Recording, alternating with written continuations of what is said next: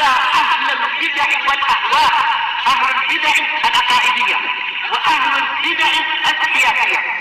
أنا أقول بيننا وبينكم السلف، بيننا وبينكم الكتب، كان فيقول البدع بيننا وبينكم.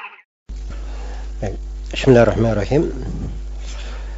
الحمد لله رب العالمين، والصلاة والسلام على المبعوث رحمة للعالمين نبينا محمد وعلى آله وصحبه ومن تبعهم بإحسان إلى يوم الدين. Amma ba'd. Ini sesi yang ketiga dari pembahasan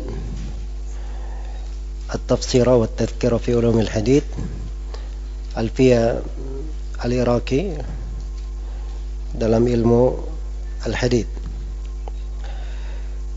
Baik, kita akan memasuki pembahasan As-Sahihuz Zaid ala Sahihain, bait syair yang ke-29.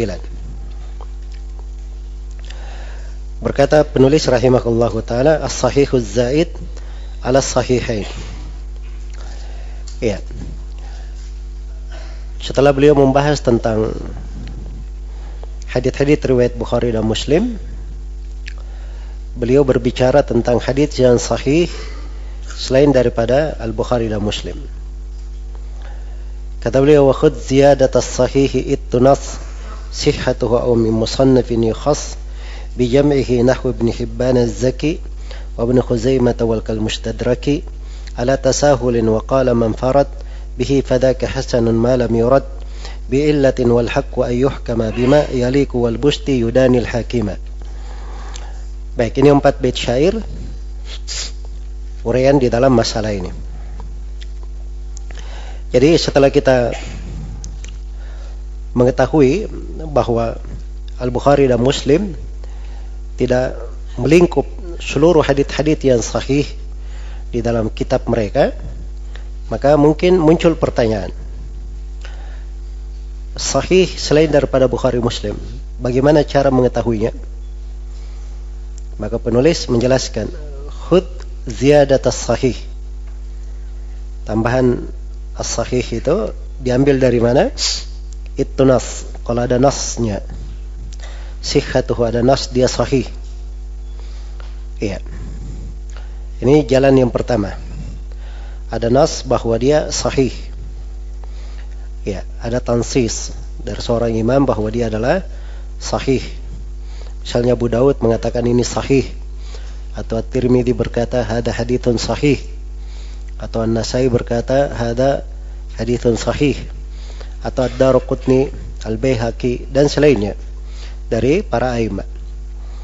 Au min musannafin yukhas, itu yang pertama, ada nas tansis dari seorang imam.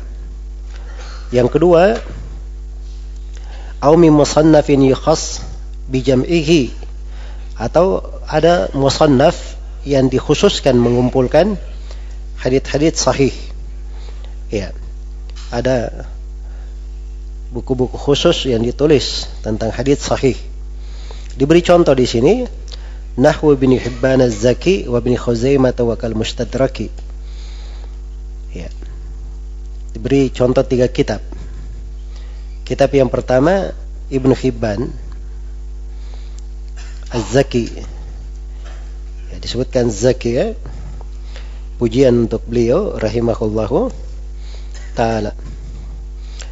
Abu Hatim Muhammad ibn Hibban al-Busti. Ya, Al-Hafidh Al-Kabir. Nama kitab beliau At-Taqasim wal Anwa, nama aslinya. Tapi setelah itu ada Ibn Balban, beliau mentartib Sahih Ibn Hibban itu. Ya, dirubahlah menjadilah tartibnya Al-Ihsan. Itu yang dicetak belakangan ini dengan tahqiq Syekh Syuaib Al-Arnaud rahimahullahu ta'ala. Iya. Baik. Adapun At-Taqasim wal Anwa itu dicetak baru sedikit saja, 1 atau 2 jilid dengan tahqiq Syekh Ahmad Syakir. Tapi yang tercetak sempurna itu tartibnya. Namanya Al-Ihsan. Ya, jadi kalau sekarang ini mau memberi rujukan ke Ibnu Hibban, kita tidak punya buku aslinya At-Taqasim wal Anwa. Maka caranya memberi rujukan, kita katakan diriwayatkan oleh Ibnu Hibban kama fil ihsan, sebagaimana di dalam al-ihsan. Sebab itu yang ada.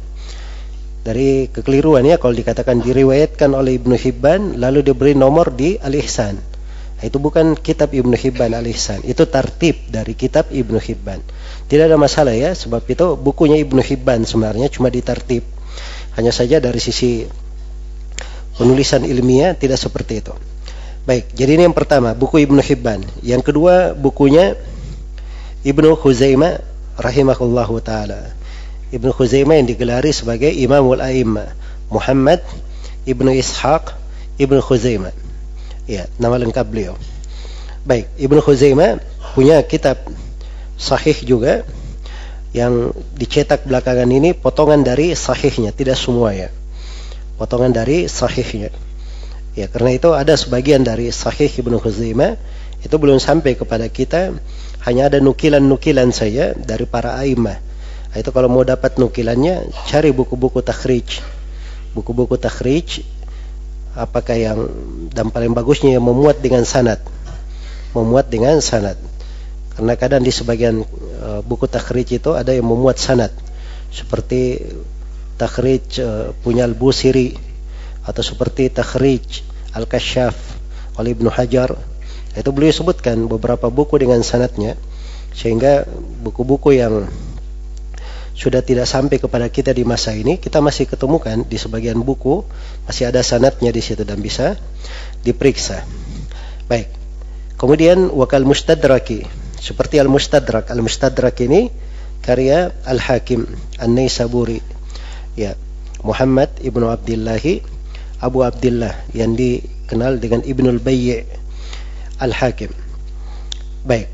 Jadi ini 3 kitab, penulisnya mensyaratkan kesahihan padanya. Tapi beliau komentari ala tasahulin, di atas bentuk tasahul. Iya. Ala tasahulin. Ala tasahulin ini kembali komentar kepada mustadrak ya. Pada mustadraknya ada tasahul. Iya. Baik.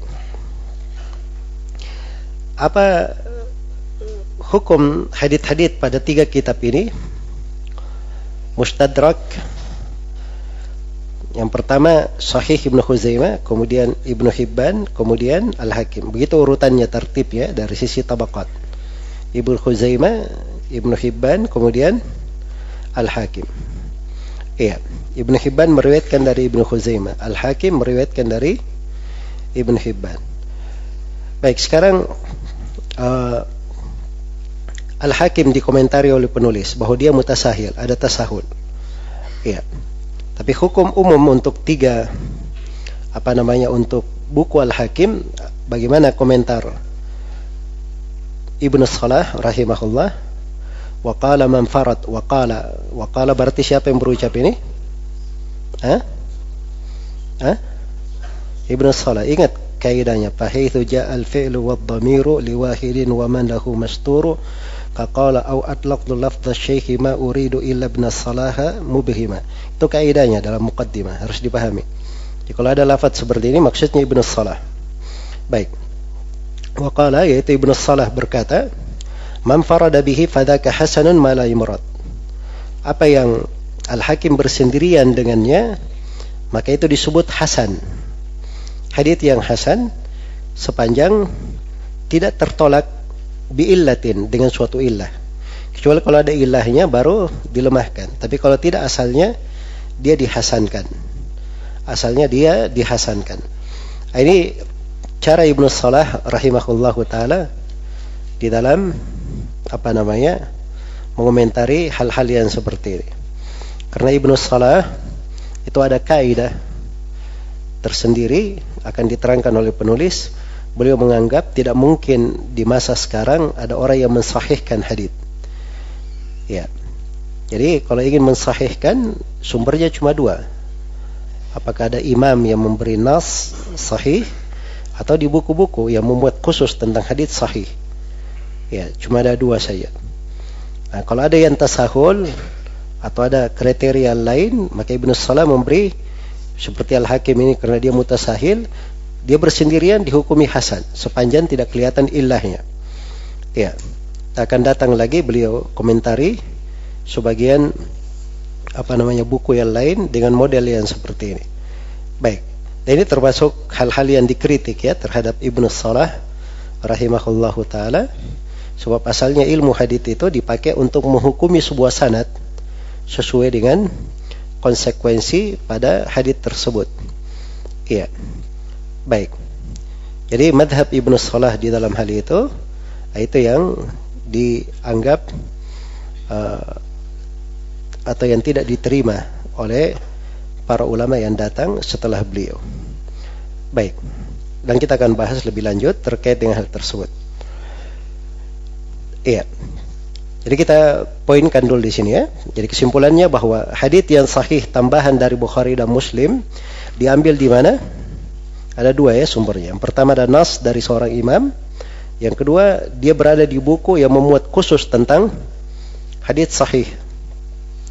Iya, seperti Ibnu Hibban ini, seperti At-Taqasim wal Anwa karya Ibnu Hibban, atau seperti Sahih Ibnu Khuzaimah, atau seperti Mustadrak karya Al-Hakim.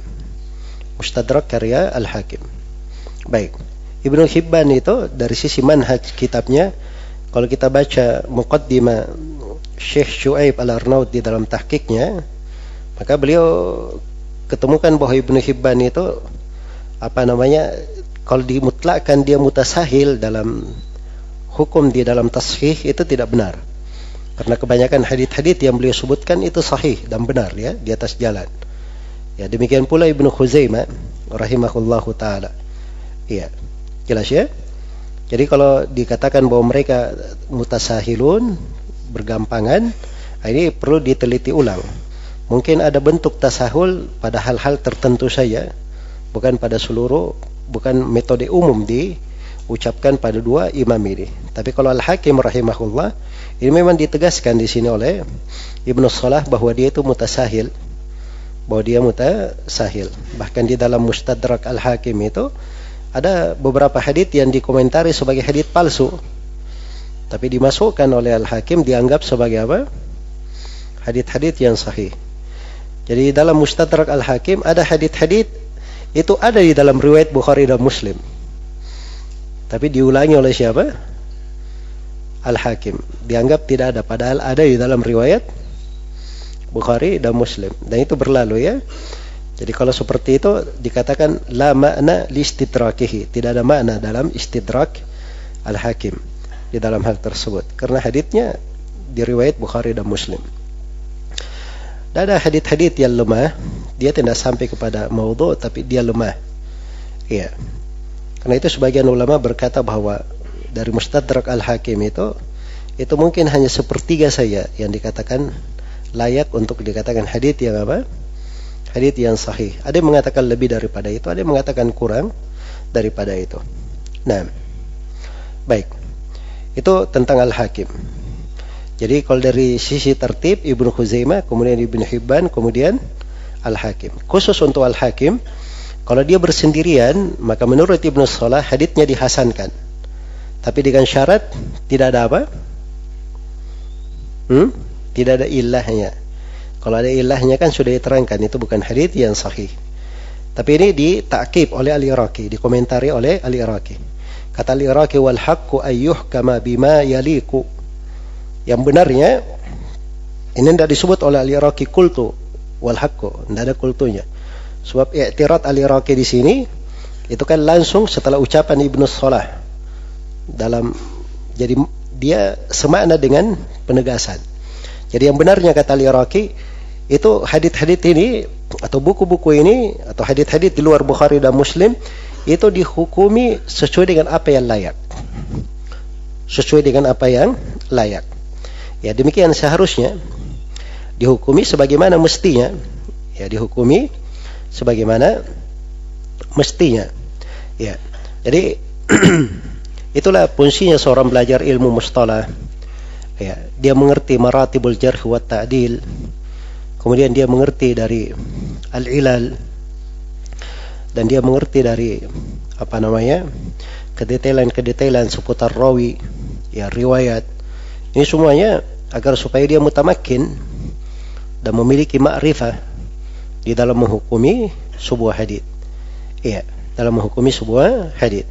Baik, maka yang hak diberi hukum hadits-hadits itu sesuai dengan apa yang mencocoki.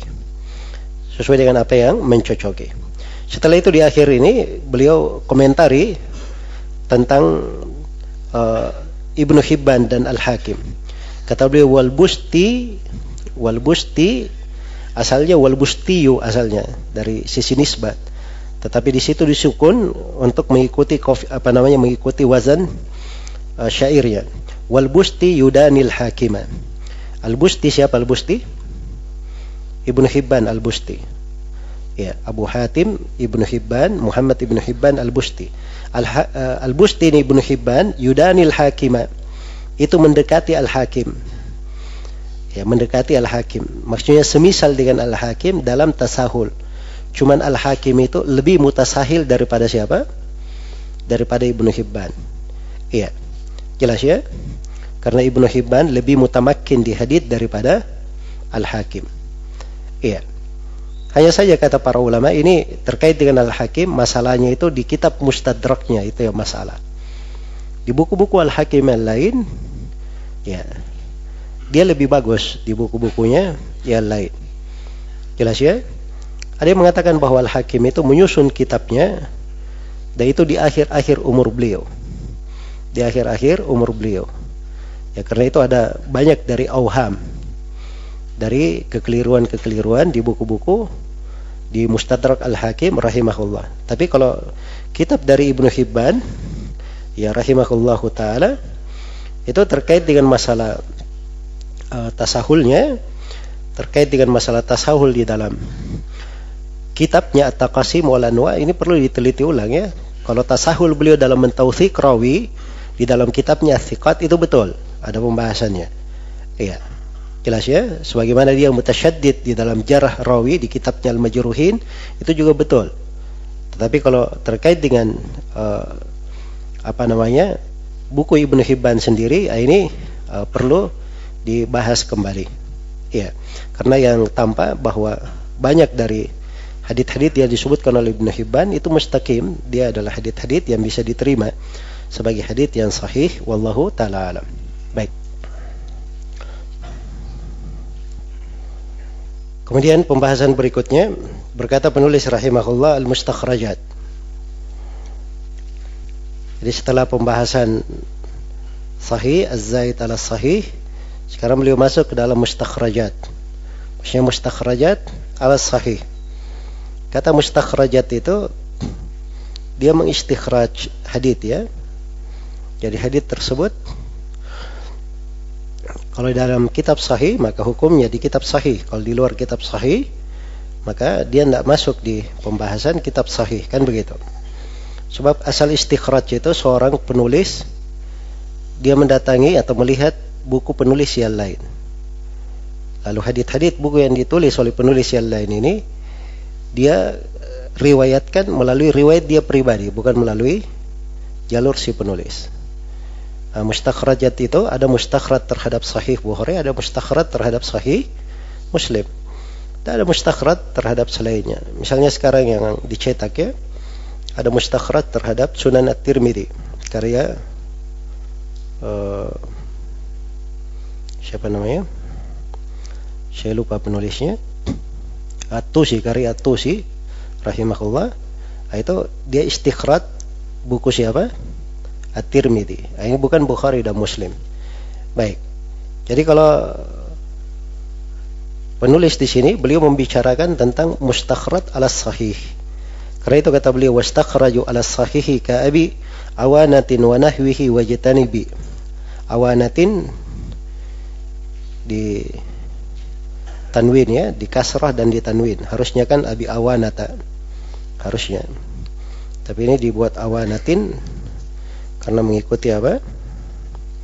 Mengikuti wazannya supaya menjadi mafa'ilun.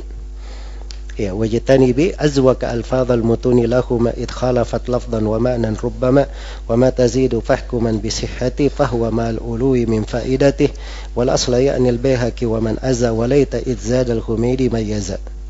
Baik. Jadi ini di sini beliau berbicara tentang mustakhraj ala sahih, wastakhraju ala sahihi ka Abi Awana wa nahwihi. Ya. Mereka mengeluarkan mengistikhraj terhadap as-sahih seperti sahih Abi Awana. Ya, dan semisal dengannya. Jadi pembahasan mustakhraj ini si penulis dia melihat kitab Bukhari dan Muslim. Lalu dia riwayatkan Bukhari dan Muslim ini dengan sanad-sanad dari dirinya sendiri. Selain daripada jalur siapa?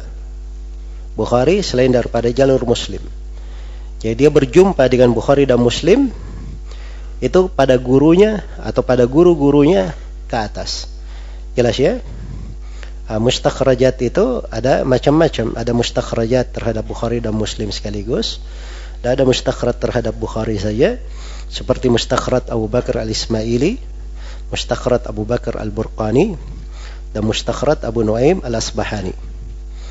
Atau mustakhraj terhadap Sahih Muslim seperti mustakhraj Abi Awana, mustakhraj Abu Nuaim. Mustakhraj Abu Nuaim. Abu Nuaim juga melakukan istikhraj ya terhadap Sahih Muslim. Jelas ya?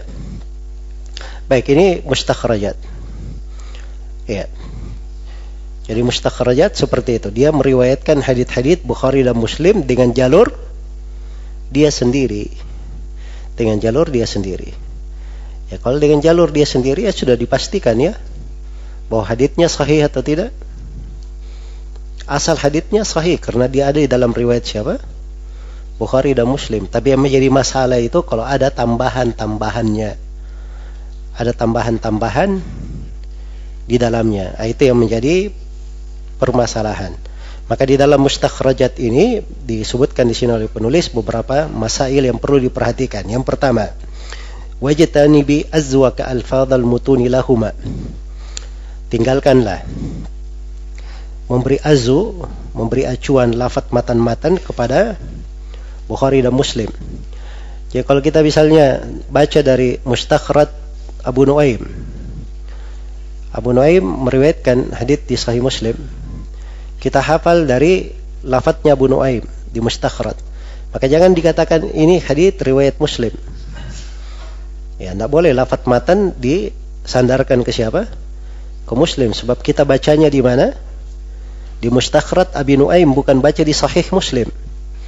Iya. Kenapa seperti itu? Kata beliau, id khalafat lafdan wa ma'nan rubbama. Karena lafaz dan makna hadits di mustakhraj kadang berbeda dengan lafaz dan makna di riwayat Bukhari dan Muslim.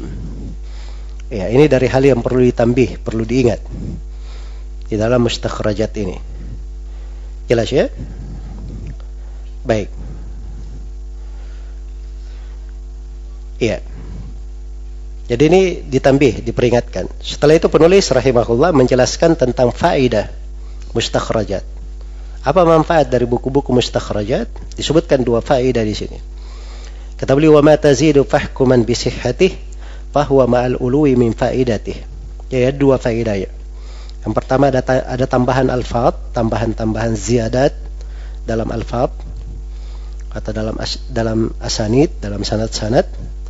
Itu faedah yang pertama. Dan faedah yang kedua al-ulu. Faedah yang kedua dapat al-ulu, ketinggian dalam sanad. Iya. Jadi kalau dalam tambahan-tambahan itu sering ada riwayat-riwayat ya. Ada tambahan-tambahan. Ya, dan kadang tambahan itu punya makna yang membedakan. Ya, dimaklumi ya di dalam pembahasan-pembahasan fikih itu kita berlalu kalimat-kalimat tambahan-tambahan tidak ada di dalam riwayat Bukhari dan Muslim. Akar asal haditsnya ada dalam Bukhari Muslim, tapi tambahannya di luar. Tapi tambahan ini memiliki makna yang lain. Memiliki makna tambahan. Nah, demikian pula di mustakhrajat. Kadang ada seperti itu. Nah, kalau ada tambahan, itu fahkuman bisihhati. Dihukumi dengan kesahihannya. Dihukumi dengan kesahihannya. Baik, ini dari uraian Ibnu Salah rahimahullahu taala di dalam masalah ini, ya, bahwa kalau ada lafaz yang sahih, ya, apakah terkait dengan penyempurna tambahan lafaz atau syarah di dalam hadis, maka dihukumi dengan sebagai hadis yang sahih, dihukumi sebagai hadis yang sahih karena dia ini dianggap bagian dari kitab sahih, dia mengeluarkan hadis yang sahih. Tapi ini ucapan penulis rahimahullah, ini perlu ditinjau kembali, ya, karena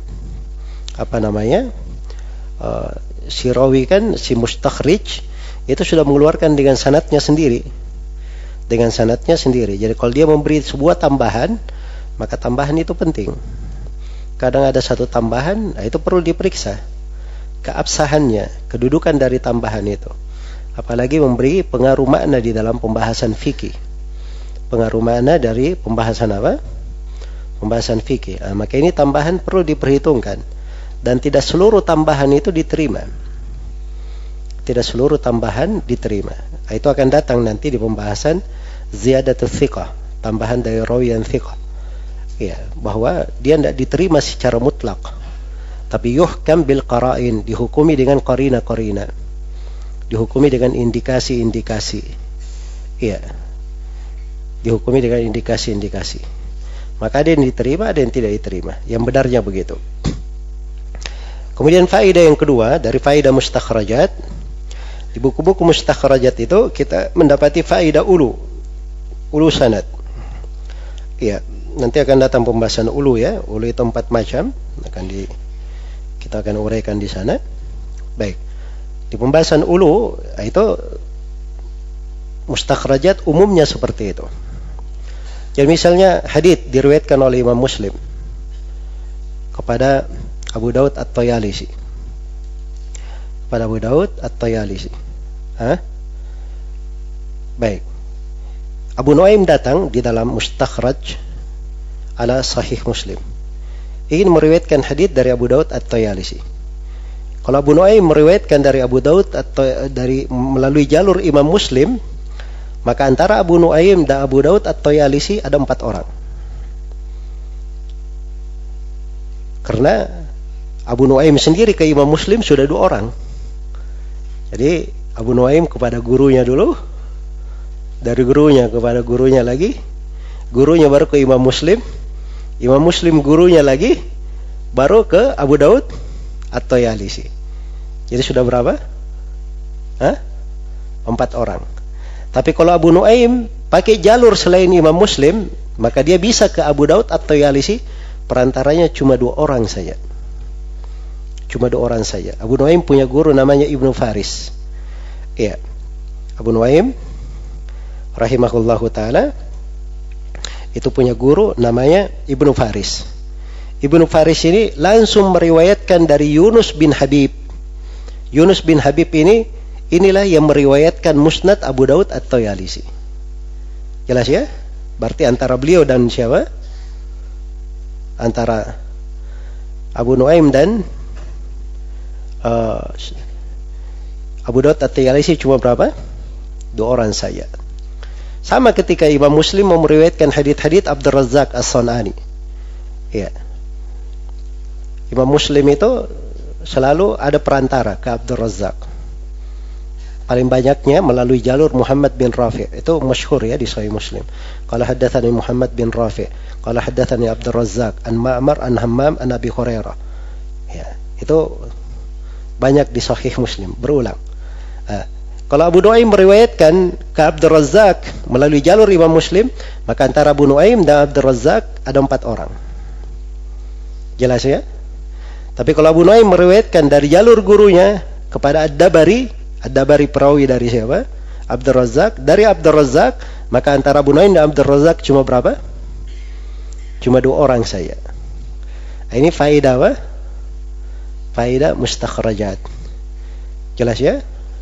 Jadi kalau mau latihan sanad-sanad ulu, itu cari di mustakhrajat. Banyak contoh-contoh di situ. Dari sanad-sanad yang ulu mutlak, ya, bukan ulu nisbi. Ya. Baik. Atau ulu nisbi kembali kepada guru, enggak ada masalah. Baik, itu dua faedah disebut di sini dan faedahnya masih banyak ya, ada faedah lain. Bisa saya terangkan di sini faedah-faedah lain. Di antara faedahnya yang ketiga, di mustakhrajat itu kadang bisa ditamyiz orang yang bercampur hafalannya dan tidak bercampur hafalannya. Misalnya di dalam Sahih Muslim atau di Sahih Al-Bukhari ada riwayat rawi bercampur hafalannya dari gurunya. Tapi itu diterima di Sahih Bukhari karena Al-Bukhari dan Muslim menyaring riwayat. Jelas ya? Datang di mustakhraj, ternyata dari rawi itu datang dari riwayat orang yang tidak mengambil dari guru yang bercampur hafalannya di masa masih mustaqim, belum bercampur hafalannya. Maka ini faedah yang ketiga, bisa mentamyiz orang-orang yang bercampur hafalannya. Faedah yang keempat, tabyin at-tadlis. Ya, kadang di as-sahihain ada rawi mudallis, dia pakai kataan. Nah, itu diterima ya karena asalnya Bukhari dan Muslim itu menyaring riwayat-riwayat. Nah, kadang di luar di mustakhrajat, datang di mustakhrajat ditabyin di situ bahwa si rawi ini mendengar dari gurunya, dia memakai kata haddatsana. Itu sudah faedah yang keberapa? Yang keempat. Faedah yang kelima, kadang di dalam sanad atau di dalam matan ada mubaham. Ja'a rajulun wa qala fulan misalnya, tidak disebut. Nah, begitu di mustakhraj terjadi di matannya disebut nama orang itu, orangnya siapa. Maka itu penjelasan tentang al-mubahamat. Ya, kemudian dari faedah juga, ini faedah di masa sanad, itu terkait dengan al-muhmalat, rawi-rawi yang muhmal. Ya. Misalnya Al-Bukhari rahimahullahu taala berkata haddatsana Ishaq atau haddatsani Muhammad. Siapa ini Muhammad? Siapa ini Ishaq? Kan banyak kemungkinan guru Al-Bukhari yang bernama Muhammad itu banyak. Yang bernama Ishaq juga banyak, kan begitu. Nah, begitu datang di mustakhrajat ternyata kelihatan. Misalnya dia Muhammad bin Yahya ad-Duhli atau misalnya dia Ishaq ibn Rahawai. Ya, jelas ya, itu kelihatan di tabyin di mustakhraj. Kemudian dari faedahnya juga di mustakhrajat bisa dilihat mana ucapan yang mudraj, mana yang tidak mudraj. Ya. Seperti misalnya di Sahih Al-Bukhari, Az-Zuhri ya menafsirkan at-tahannuts. Nabi itu bertahannuts di Gua Hira dan dia tafsirkan at-tahannuts al-ibadah dawati adat. Ya, ibadah pada dawatu layalin dawati adat, ibadah pada hari-hari dengan jumlah tertentu, disebut tahannuts begitu, tafsir dari Az-Zuhri. Kalau dilihat di mustakhrajat kadang disebutkan di situ qala Az-Zuhri, Az-Zuhri berkata. Berarti ini tegas yang menafsirkan siapa? Adalah Az-Zuhri, yaitu ucapan nas, bahwa itu ucapan Az-Zuhri bukan masuk di dalam hadits. Jadi mudrajat bisa dilihat juga di situ dari faedahnya. Kemudian dari faedah mustakhrajat ini juga ya, ternyata bisa dilihat perbedaan-perbedaan riwayat, apa yang datang yang sharih sebagai marfu atau tidak. Kadang di dalam as-sahihain ada sebagian riwayat tidak begitu tegas ini marfu atau tidak. Nah, datang di mustakhrajat ditegaskan bahwa dia marfu, ya, dia marfu ataupun dari mauquf. Kemudian di antara faedah-faedahnya juga terkait dengan penyebutan nisbah-nisbah.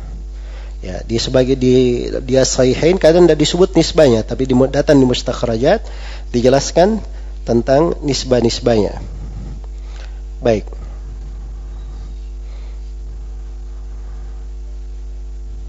Ya.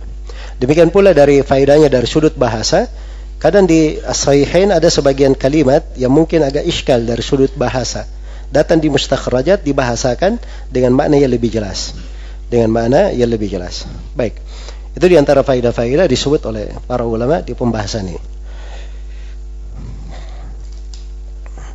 Berikutnya beliau berbicara tentang di bait syair yang ke-36, wal asla ya'ni al-Baihaqi wa man azza. Ya. Terkait dengan asal pada hadits. Ya. Jadi kadang seorang itu meriwayatkan sebuah hadits. Ya. Baik.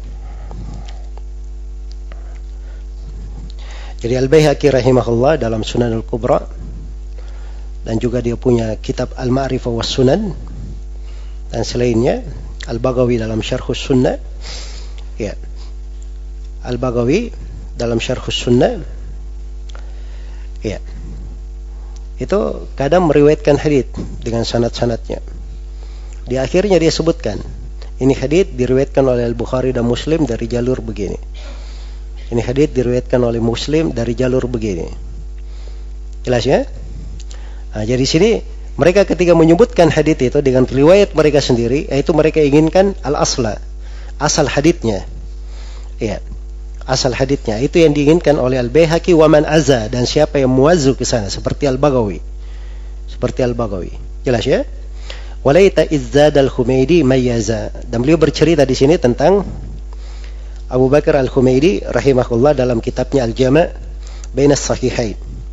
Ya, bahwa al-Humaidi dalam kitabnya Al-Jama' Bain as-Sahihain itu kadang memberikan tambahan-tambahan, memberikan kalimat-kalimat, tapi dia tidak tamyiz, dia tidak bedakan ini riwayat siapa, ini riwayat siapa.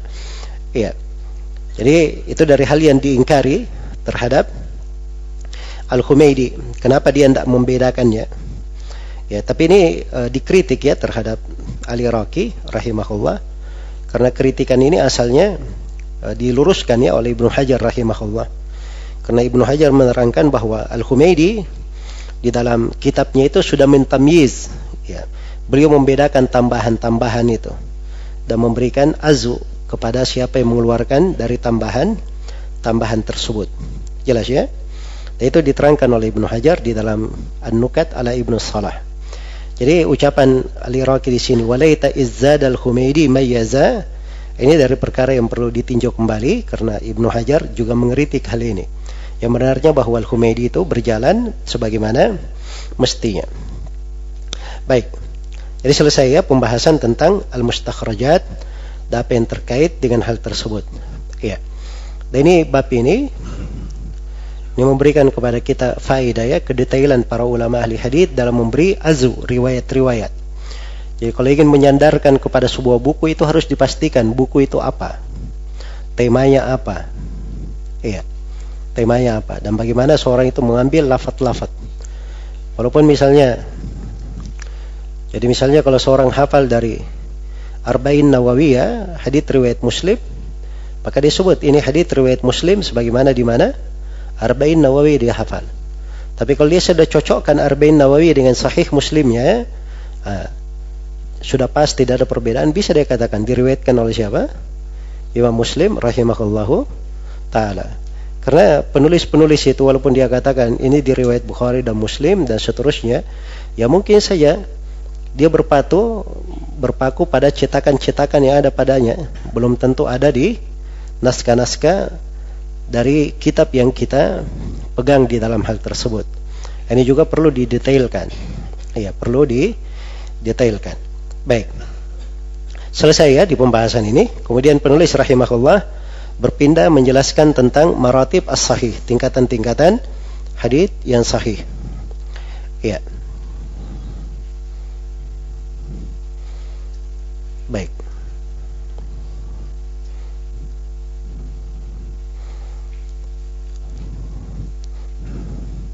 Di sini diberi contoh di awal tadi tentang Sahih Abi Awana ya. Sahih Abi Awana. Jadi memang ada tambahan-tambahan, cuman di dalamnya itu ada hadits yang sahih, ada hadits yang hasan, dan ada hadits yang dhaif juga. Pada hadits yang dhaif tentunya tidak bisa dihukumi ya. Diambil seperti yang disebut oleh Ibnu Salah rahimahullahu ta'ala, asalnya dihukumi sebagai hal yang sahih. Ya. Baik. Kemudian setelah itu beliau berpindah menjelaskan maratib as-sahih. Kata beliau wa arfa'us sahihi marwiyuhuma thumma al-Bukhari fa Muslimin fama syartahuma hawa fa syartal ju'fi fa Muslimin fa syarta ghairan yakfi wa indahu at-tashihu laysa yumkinu fi asrina wa qala Yahya mumkinu. Ya. Baik.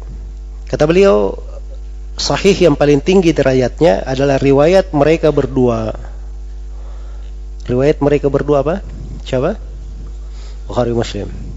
Ya kaidahnya kalau wa ma yakun lithnaini nahwal tazama wa Muslimun ma'al Bukhari huma, itu kaidahnya.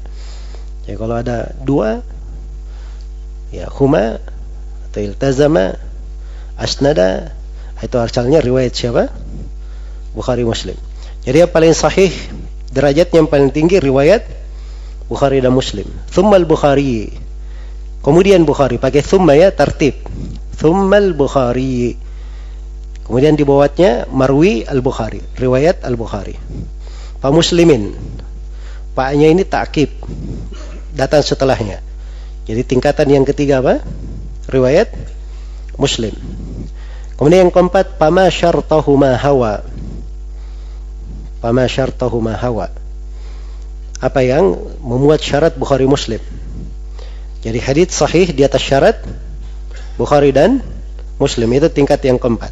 Yang kelima, fasyartal Ju'fi. Hadits sahih di atas syarat al-Ju'fi. Siapa al-Ju'fi? Al-Bukhari. Sudah yang kelima. Yang keenam, pa Muslimin. Maksudnya fasyarta Muslimin. Hadits yang keenam, tingkatan yang keenam, hadits sahih di atas syarat Muslim. Fasyarta ghairin yakfi. Kemudian tingkatan yang keenam, syarat selain Bukhari dan Muslim. Yang ketujuh ya, hadits yang sahih di atas syarat selain siapa? Bukhari dan Muslim. Iya. Baik. Jadi ini 7 tingkatannya. Jadi kalau diulangi, yang pertama apa? Riwayat Bukhari dan Muslim. Yang kedua, riwayat Bukhari saja. Yang ketiga, riwayat Muslim saja. Yang keempat, riwayat hadits yang sahih di luar Bukhari Muslim tapi di atas syarat Bukhari dan Muslim. Yang kelima, hadits sahih di luar Bukhari dan Muslim tapi di atas syarat Al-Bukhari saja. Yang keenam, hadis sahih di luar Bukhari Muslim tapi dia di atas syarat siapa? Muslim saja. Dan yang ketujuh, hadis sahih tidak di atas syarat Bukhari, tidak pula di atas syarat siapa? Muslim. Ini 7 tingkatan. Sebagian ulama ada yang mengatakan 8 tingkatan. Yang paling tingginya hadis mutawatir. Paling tingginya apa? Hadis mutawatir. Karena mutawatir itu dia riwayatnya maqtu' bisihhah. Jelas ya? Tapi itu enggak terlalu penting ya di dalam pembahasan. Karena mutawatir itu kadang ada di dalam riwayat Bukhari Muslim dan kadang ada di luar Bukhari dan Muslim. Nah, di dalam membandingkan hadits-hadits Bukhari Muslim dan selainnya, itu pembahasan-pembahasan agak detail ya di kalangan para ulama ahli hadits. Baik. Sekarang beliau di sini sudah berbicara tentang syarat Bukhari dan Muslim. Ya, sudah berbicara tentang syarat apa? Syarat Bukhari dan Muslim. Apa artinya syarat Bukhari Muslim itu? Apa yang dimaksud dengan syarat Bukhari dan Muslim? Al-Iraqi menyebut 2 kemungkinan. Iya. Beliau menyebutkan 2 kemungkinan. Kalau disebut syarat Bukhari dan Muslim, ada 2 kemungkinan. Kemungkinan yang pertama,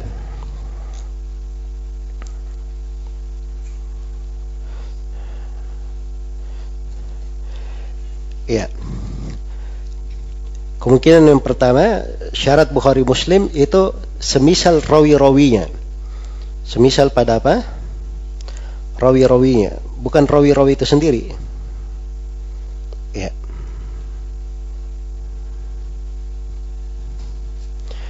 Dan kemungkinan yang kedua, semisal hadits-hadits. Semisal dengan hadits-haditsnya. Semisal dengan hadits-haditsnya.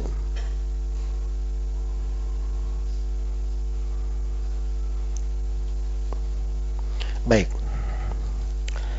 Kalau Ibnu Hajar rahimahullahu taala, beliau kalau berbicara tentang syarat Bukhari Muslim, beliau katakan yang diinginkan adalah rawi-rawinya tapi disertai dengan seluruh syarat-syarat hadis sahih.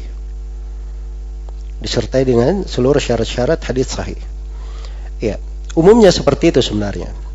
Kalau ada seorang alim berkata ini sahih di atas syarat Bukhari Muslim, yang dimaksud adalah rawi-rawinya dipakai oleh siapa? Bukhari dan Muslim. Dipakai oleh Bukhari dan siapa? Muslim. Ya, tapi harus dimura'ah. Harus dijaga bagaimana bentuk Bukhari dan Muslim meriwayatkannya. Misalnya, Suhail bin Abi Salih dari ayahnya dari Abu Hurairah. Itu sanad di Sahih Muslim, banyak tempat. Al-Ala bin Abdurrahman dari ayahnya dari Abu Hurairah. sanad di Sahih Muslim. Tapi kalau di luar Sahih Muslim, kita katakan haditsnya hasan, tapi tidak bisa dikatakan di atas syarat Muslim. Kenapa? Karena Imam Muslim ketika mengeluarkan hadits-hadits Suhail bin Abi Salih dan Al-Ala bin Abdurrahman, beliau menyaring hadits-hadits mereka, menyaring riwayat-riwayatnya. Jelas ya? Dan kita ini di luar Sahih Bukhari dan Muslim belum tentu di atas, di luar Muslim belum tentu di atas syarat Muslim itu. Ya kalau dikatakan di atas syarat Muslim, itu namanya tidak mencocoki. Jelas ya? Itu satu contoh. Contoh lain. Ya, misalnya Ma'mar. Ma'mar itu rawi Bukhari Muslim, Ma'mar. Contoh lain Qatada. Qatada itu rawi Bukhari Muslim. Tapi Ma'mar meriwayatkan dari Qatada itu tidak ada di dalam riwayat Bukhari dan juga tidak ada di riwayat Muslim kecuali satu saja di syawahid. Di pembahasan hadits perpecahan bulan. Cuma di situ saja. Jelas ya? Hanya disebut di syawahid oleh Imam Muslim di pendukung. Bukan dijadikan di usul. Iya. Karena Ma'mar itu ada kelemahan pada riwayatnya dari siapa? Dari Qatada. Itu ada pembahasan nanti akan kita temui. Rawi-rawi thiqah, tapi dilemahkan pada sebagian gurunya. Jelas ya? Jadi ilmu hadits itu bukan ilmu matematika. Antum pergi buka buku-buku rawi. Oh, Ma'mar bin Rashid, Abu Urwa Al-Basri. Ya berkata fulan dia thiqah. Ibnu Hajar menyimpulkan dia thiqah, imam. Berarti dia thiqah. Qatadah bin Di'amah Abdul Khattab Al-Basri, rawinya thiqah. Berarti thiqah meriwayatkan dari thiqah. Nah, ini sudah adil, dhabit, meriwayatkan dari keduanya. Kalau begitu haditsnya sahih. Nah seperti itu ya ilmu hadits. Jelas ya? Nah, itu tidak terbatas dilihat di situ saja. Pembahasan illa, cacat-cacat hadits. Itu perlu diperiksa.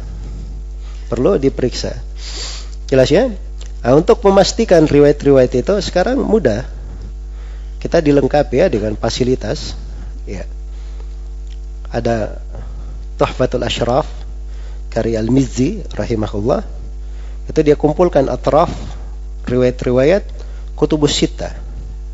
Nah, jadi kalau kita mau periksa, ini ada riwayat Bukhari Muslim. Nah, kita bisa periksa rawi ini. Rawi ini ketika diriwayatkan oleh Bukhari Muslim bersambung seperti ini atau berbeda bentuknya. Nah, itu kita bisa teliti melalui Tuhfatul Ashraf itu. Kita lihat sanad-sanad yang dipakai. Jelas ya? Baik. Jadi dalam mengecek keabsahannya itu ada jalannya. Ya, bukan sembarangan. Makanya para ulama ahli hadits itu ketika menghukumi ini hadits sahih, itu tidak sembarangan, tidak langsung berbicara begitu. Ya, dia lihat dulu dari banyak buku. Ya, dari banyak pembahasan. Ada hal-hal yang dipastikan. Nah, setelah dipastikan baru dihukumi. Ini haditsnya apa? Sahihkah atau tidak di atas syarat Muslim, Bukhari atau di atas syarat keduanya. Nah, itu perlu dipastikan lagi. Jelas ya? Baik. Jadi kesimpulannya kalau dikatakan syarat Bukhari dan Muslim artinya apa? Rawi-rawi Bukhari Muslim tetapi di atas kaifiyat periwayatan Bukhari dan Muslim sesuai dengan syarat-syarat hadits yang sahih. Tetap harus ada itu. Jelas ya? Tetap harus ada. Jadi umumnya memang rawi-rawi ya, tapi tidak selamanya. Kalau rawinya Bukhari Muslim semua belum tentu hadits itu sahih. Belum tentu hadits itu sahih. Kalau ada misalnya riwayat Imam Malik dari Az-Zuhri dari Anas bin Malik, ya ternyata Imam Malik menyelisih banyak rawi, disalahkan oleh para a'immah, maka anda diterima riwayat Imam Malik rahimahullahu taala. Imam Malik juga manusia, jelas ya. Karena itu Ad-Daraqutni menulis satu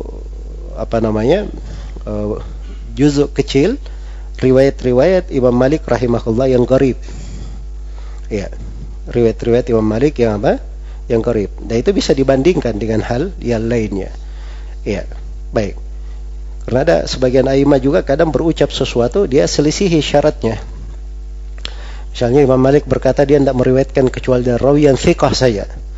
Ya, ternyata di dalam Muwatta Imam Malik ada 3 rawi yang dilemahkan oleh para ulama. Seperti Abdul Karim bin Abil Mukhariq, itu kan dhaiful hadits oleh Imam Malik, diriwayatkan haditsnya. Atau Imam Syafi'i berkata, saya tidak meriwayatkan kecuali dari thiqah. Atau beliau berkata, haddatsani man athiqu bihi. Ya. Tapi dia adalah Ibrahim bin Muhammad bin Abi Yahya, dan dia ini dianggap kadzab oleh para ulama yang lain, dianggap pendusta. Mungkin bagi Imam Syafi'i dia terpercaya orang ini menampilkan dirinya di depan Imam Syafi'i, dia bagus, riwayatnya bagus dan seterusnya. Tapi bagi imam yang lain dia dianggap apa? Dianggap pendusta di dalam hal tersebut. Jelas ya? Maka ini ketentuan-ketentuan, perkara-perkara yang berjalan di tengah para ulama ahli hadits, dan ada timbangan-timbangannya ya. Baik, jadi selesai ya. Jadi kalau setelah itu penulis membahas di sini masalah wa indahu, hunya kembali ke siapa? Ibnu Salah. Asalnya ada domir, asalnya kemana? Ke Ibnu Salah kalau dia mufrad. Wa indahu, inda Ibnu Salah at-tashihu laysa yumkinu. Mensahihkan itu tidak mungkin. Fi asrina, di masa kita ini. Jadi bagi Imam Ibn Salah mensahihkan itu hukumnya apa? Tidak mungkin.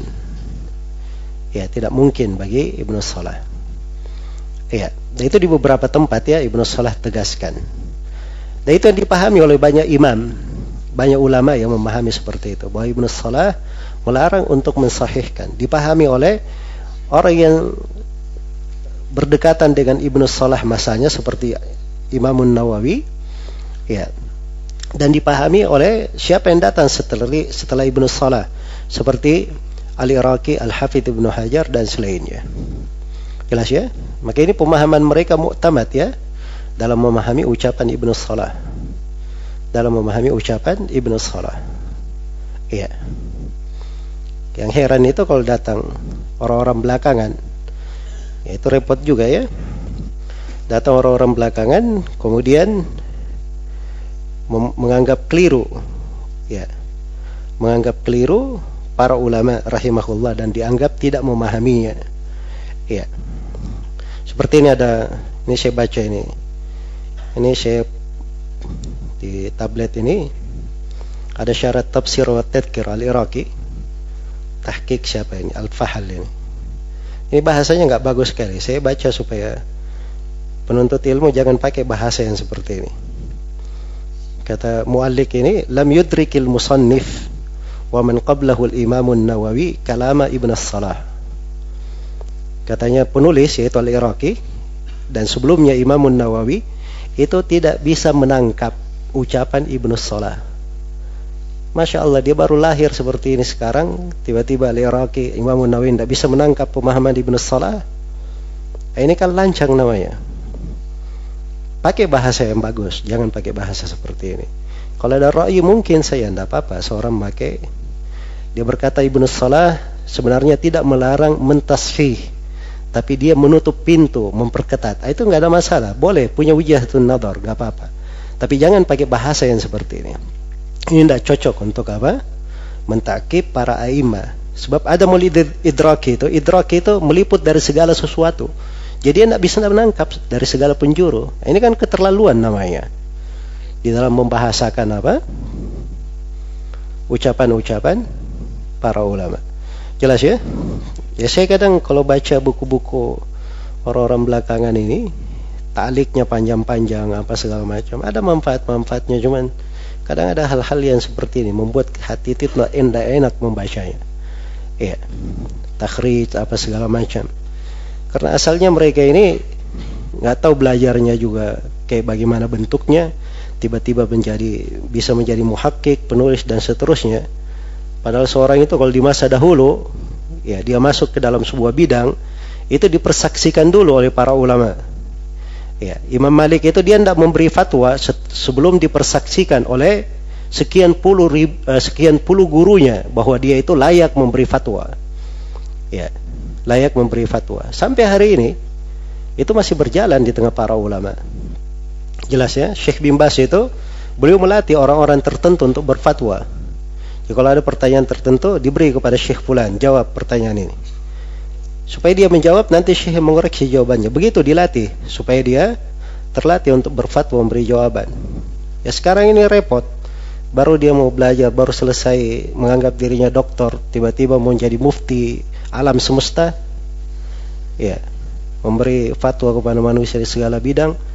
Nah, ini yang merepot ya, hal-hal yang seperti ini. Bahasa ilmu, orang masuk ke dalam ilmu, dia tidak belajar adab sebelumnya, tidak punya akhlak, etika. Kekeliruan mungkin saja orang keliru, namanya siapapun bisa keliru, tapi perbaiki cara kita memperbaiki apa? Kekeliruan itu. Baik. Ya. Jadi di sini Ibnu Salah rahimahullahu taala, madhab beliau itu yang dipahami oleh banyak a'immah bahwa beliau melarang tashih, melarang untuk mensahihkan. Iya. Jelas ya, walaupun seperti yang saya katakan tadi, mungkin dikatakan beliau itu hanya menutup pintu saja. Menutup pintu untuk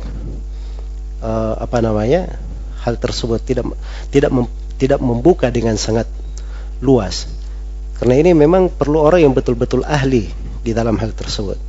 Yang jelas apapun keadaannya, ini ucapan dari Ibnu Salah rahimahullahu taala itu diselisihi oleh para ulama. Yang datang semasanya pun dan yang datang setelahnya tidak bersepakat dengan Ibnu Salah di dalam hal ini. Di masa beliau ada Al-Hafidh Diyaul Haq Al-Maqdisi, menulis kitab Al-Mukhtara. Ini termasuk buku-buku yang dikatakan oleh siapa? Ibnu Taimiyah rahimahullahu taala bahwa kitab Al-Mukhtara ini hadits-haditsnya lebih sahih daripada Mustadrak Al-Hakim. Dari Mustadrak Al-Hakim. Dan dia Al-Maqdisi mensahihkan riwayat-riwayat di situ. Demikian pula Abul Hasan Ibnu Al-Qattan Al-Fasi dalam kitabnya Bayan Al-Wahm wal-Iham. Dia banyak mensahihkan hadits-hadits di situ, di buku tersebut. Kritikannya terhadap Abdul Haq Al-Ishbili di dalam Al-Ahkam. Baik. Jadi dia ada di dalam mensahihkan. Nah, itu berjalan ya hal tersebut di tengah para ulama. Karena itu Imam Nawawi mengkritik Ibnu Salah di sini. Kata beliau, dikatakan oleh penulis di sini, waqala Yahya mumkinu, dan Yahya berkata, siapa Yahya? Imam Nawawi, mungkin, bukan laisa yumkin, tapi mungkin. Ya mungkin seseorang itu, tapi mungkin untuk apa? Untuk siapa? Kata Nawawi, al-adhar indi jawazuhu liman tamakkana wa qawiyat ma'rifatuhu. Kata beliau, yang lebih zahir bagi saya, ya boleh mentashih, kata Nawawi, bagi liman tamakkan, bagi siapa yang tamakkan di dalam hal tersebut, wa qawiyat ma'rifatuhu, dan kuat ma'rifahnya. Dan kuat apa? Ma'rifah dia, pengetahuan dia. Baik. Jadi kalau dia punya ma'rifah sudah kuat, mutamakkin dalam ilmu tersebut, dia menghukumi, itu mungkin. Tidak ada masalah. Jelas ya? Tapi para penuntut ilmu itu subhanallah ya, kalau ada orang yang lebih ahli darinya, dia jangan berbicara dengan ucapannya. Sandarkan saja kepada orang yang lebih ahli dari dia. Ya, sampai hari ini Syekh Abdul Muhsin Al-Abbad itu kadang menyebutkan hadits-hadits, ini hadits disahihkan oleh Syekh Al-Albani, disahihkan oleh Syekh Al-Albani, dihasankan oleh Syekh Al-Albani. Padahal beliau ahli hadits. Beliau bisa menghukumi hadits sendirian. Tapi itu adab, akhlak kita ngambil dari para ulama. Jelas ya, Syekh Rabi' juga begitu. Kalau ada haditsnya disahihkan oleh Syekh Al-Albani atau Syekh Mukbil, dia sandarkan kepada orang yang dianggap lebih ahli. Tapi ada riwayat-riwayat tertentu dihukumi, beliau sendiri yang menghukuminya. Jelas ya? Nah, kemudian yang penting juga di pembahasan ilmu itu, ya seorang itu pada ilmu yang dia kuasai, tidak apa-apa diajarkan. Ya, diajarkan. Tapi ingat, diambil dari jalur talaki. Ya. Kemudian ketika dia mengajarkan, itu bagusnya ada guru yang menilai dia di dalam hal tersebut. Dia sudah layak mengajar atau tidak, atau di dalam bentuk pengajarannya mungkin ada hal yang perlu diperbaiki dan seterusnya. Iya. Inilah terjadi kekeliruan pemahaman di sini. Ya. Kadang sebagian guru itu tidak mengikat, seorang itu harus terikat pada guru ini, harus sama dia. Kenapa harus dikoreksi, ya seakan-akan tidak ada laporan dan seterusnya. Tidak mesti seperti itu. Tapi ini adalah etika ilmu. Ini adab terkait dengan apa? Ilmu tersebut, kehati-hatian di dalam penyampaian ilmu. Ya, jelas ya? Maka etika dan adab ini kalau berjalan pada seorang penuntut ilmu, maka itu dari sebab insyaallah ta'ala apa yang dia pelajarinya itu diberkahi dan dia diberi taufik oleh Allah Subhanahu wa ta'ala kepada ilmu-ilmu yang lain. Pada ilmu-ilmu yang lain. Baik. Ya saya melihat ya, saya belajar itu, saya lihat kawan-kawan belajar, ada anak-anak yang Masya Allah, kawan-kawan saya itu cerdas sekali, menghafalnya cepat, apa segala macam. Cuman belakang ini saya nggak lihat mereka itu muncul, nggak ada kelihatan mengajar apa segala macam. Ya, yang jadi syekh-syekh yang di Yaman sekarang ini, ya dari kawan-kawan yang dulu kita bareng-bareng belajar, itu ada orang-orang Masya Allah dari dulu punya akhlak yang bagus, semangat yang bagus. Itu adab akhlaknya itu mewarnai, dia nampak. Tapi orang cuma punya kecerdasan saja, ya tidak didukung dengan apa namanya adab dan akhlak, etika dalam ilmu, itu kadang tidak membantu dia, tidak membawa keberkahan untuk dirinya. Ya. Dan ini nasallallahu lana wa lakumul afiyah, dan semoga Allah memberi taufik kepada kita semua kepada arah yang lebih bagus. Maka mempelajari dari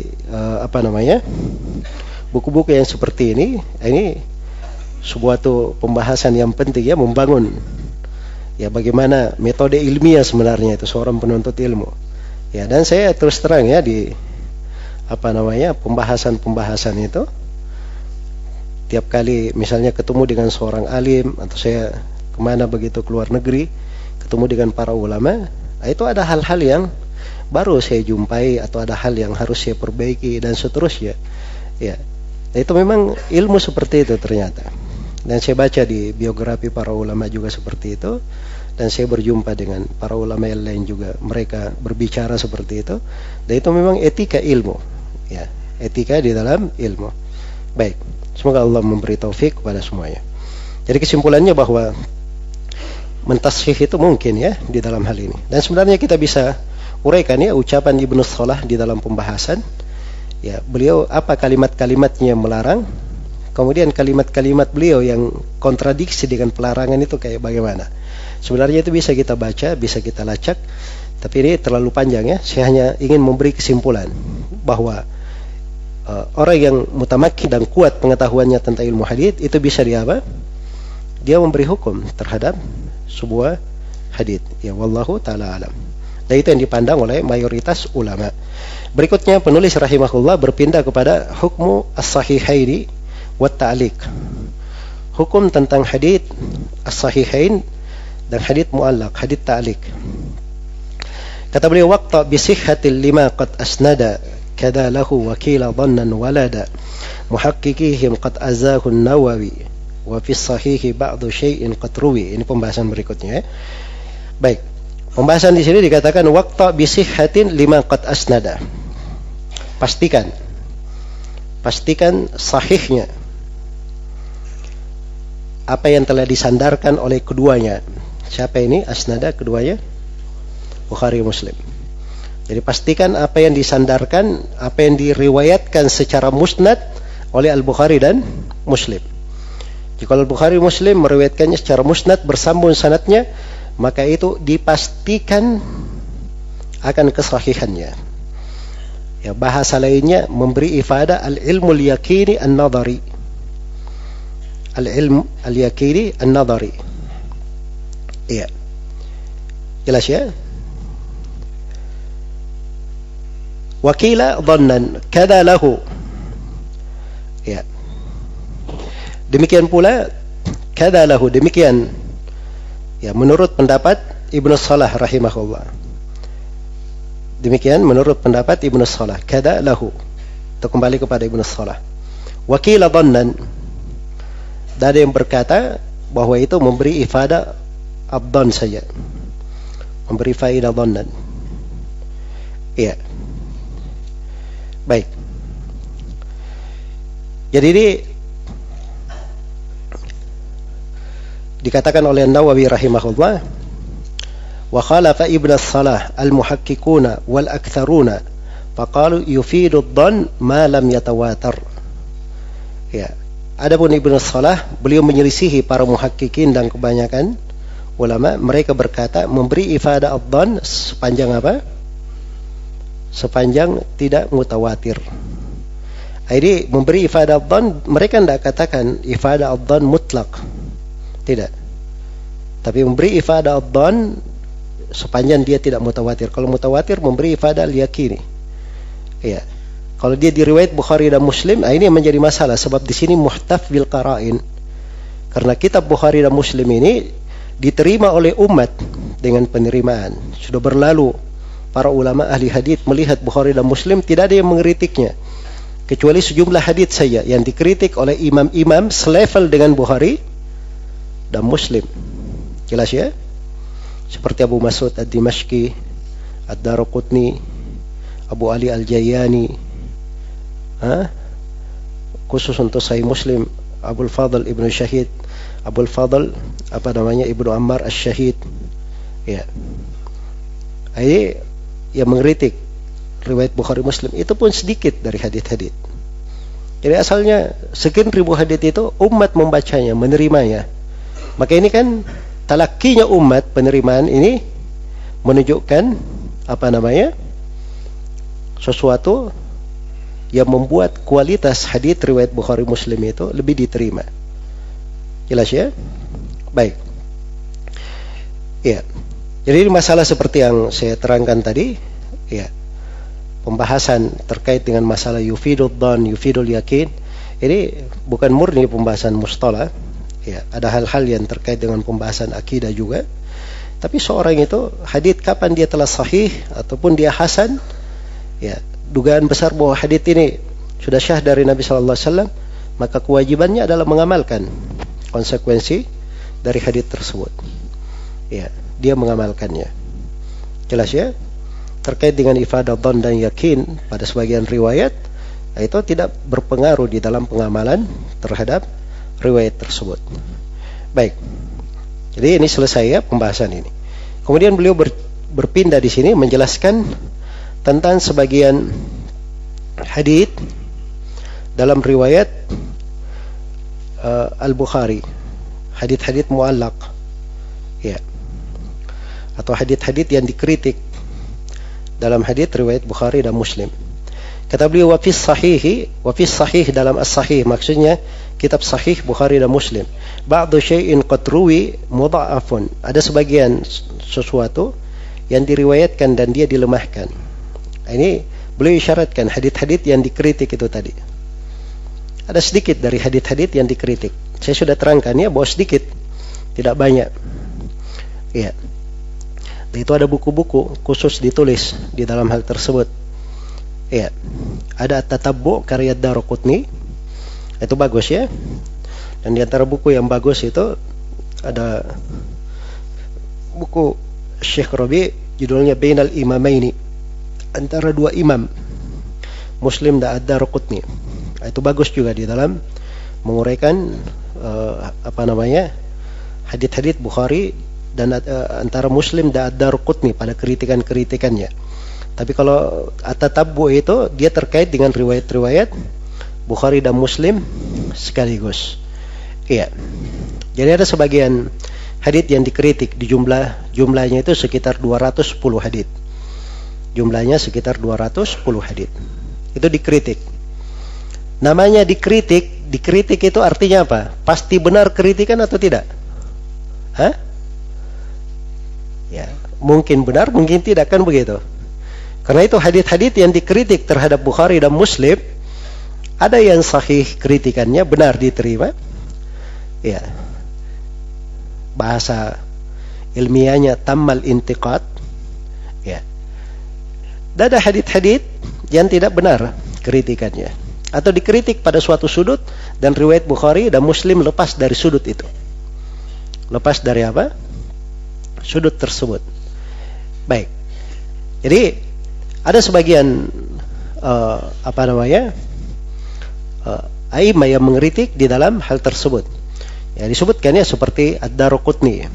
Ya. Ad-Daraqutni dia punya kitab At-Tatabbu. Itu dicetak ya dengan tahqiq Syekh Muqbil rahimahullahu taala. Makanya Syekh Muqbil itu dari dasarnya memang beliau ahli di bidang ilal karena disertasi untuk magister beliau itu pembahasan tatabbu karya Ad-Daraqutni ini. Karya Ad-Daraqutni. Dan guru-guru pembimbing beliau waktu itu ulama-ulama ahli hadits. Orang-orang yang ahli hadits. Baik, demikian pula Abu Mas'ud Ad-Dimashqi dalam Al-Atraf, Abul Fadl Ibn Ammar, Ibn Syahid, Abu Ali Al-Jayyani, ada Juz' Ilal. Nah, itu nama-nama saya sudah sebutkan tadi. Tapi Abu Hatim, Abu Zar Ar-Razi juga kadang mengkritik sebagian hadits, dan hadits itu ada di dalam riwayat Bukhari dan Muslim. Mereka tidak punya karya tulis khusus, tapi kadang dikritik di dalam riwayat apa? Bukhari dan Muslim. Seperti misalnya hadits tentang hadits Aisyah riwayat Bukhari.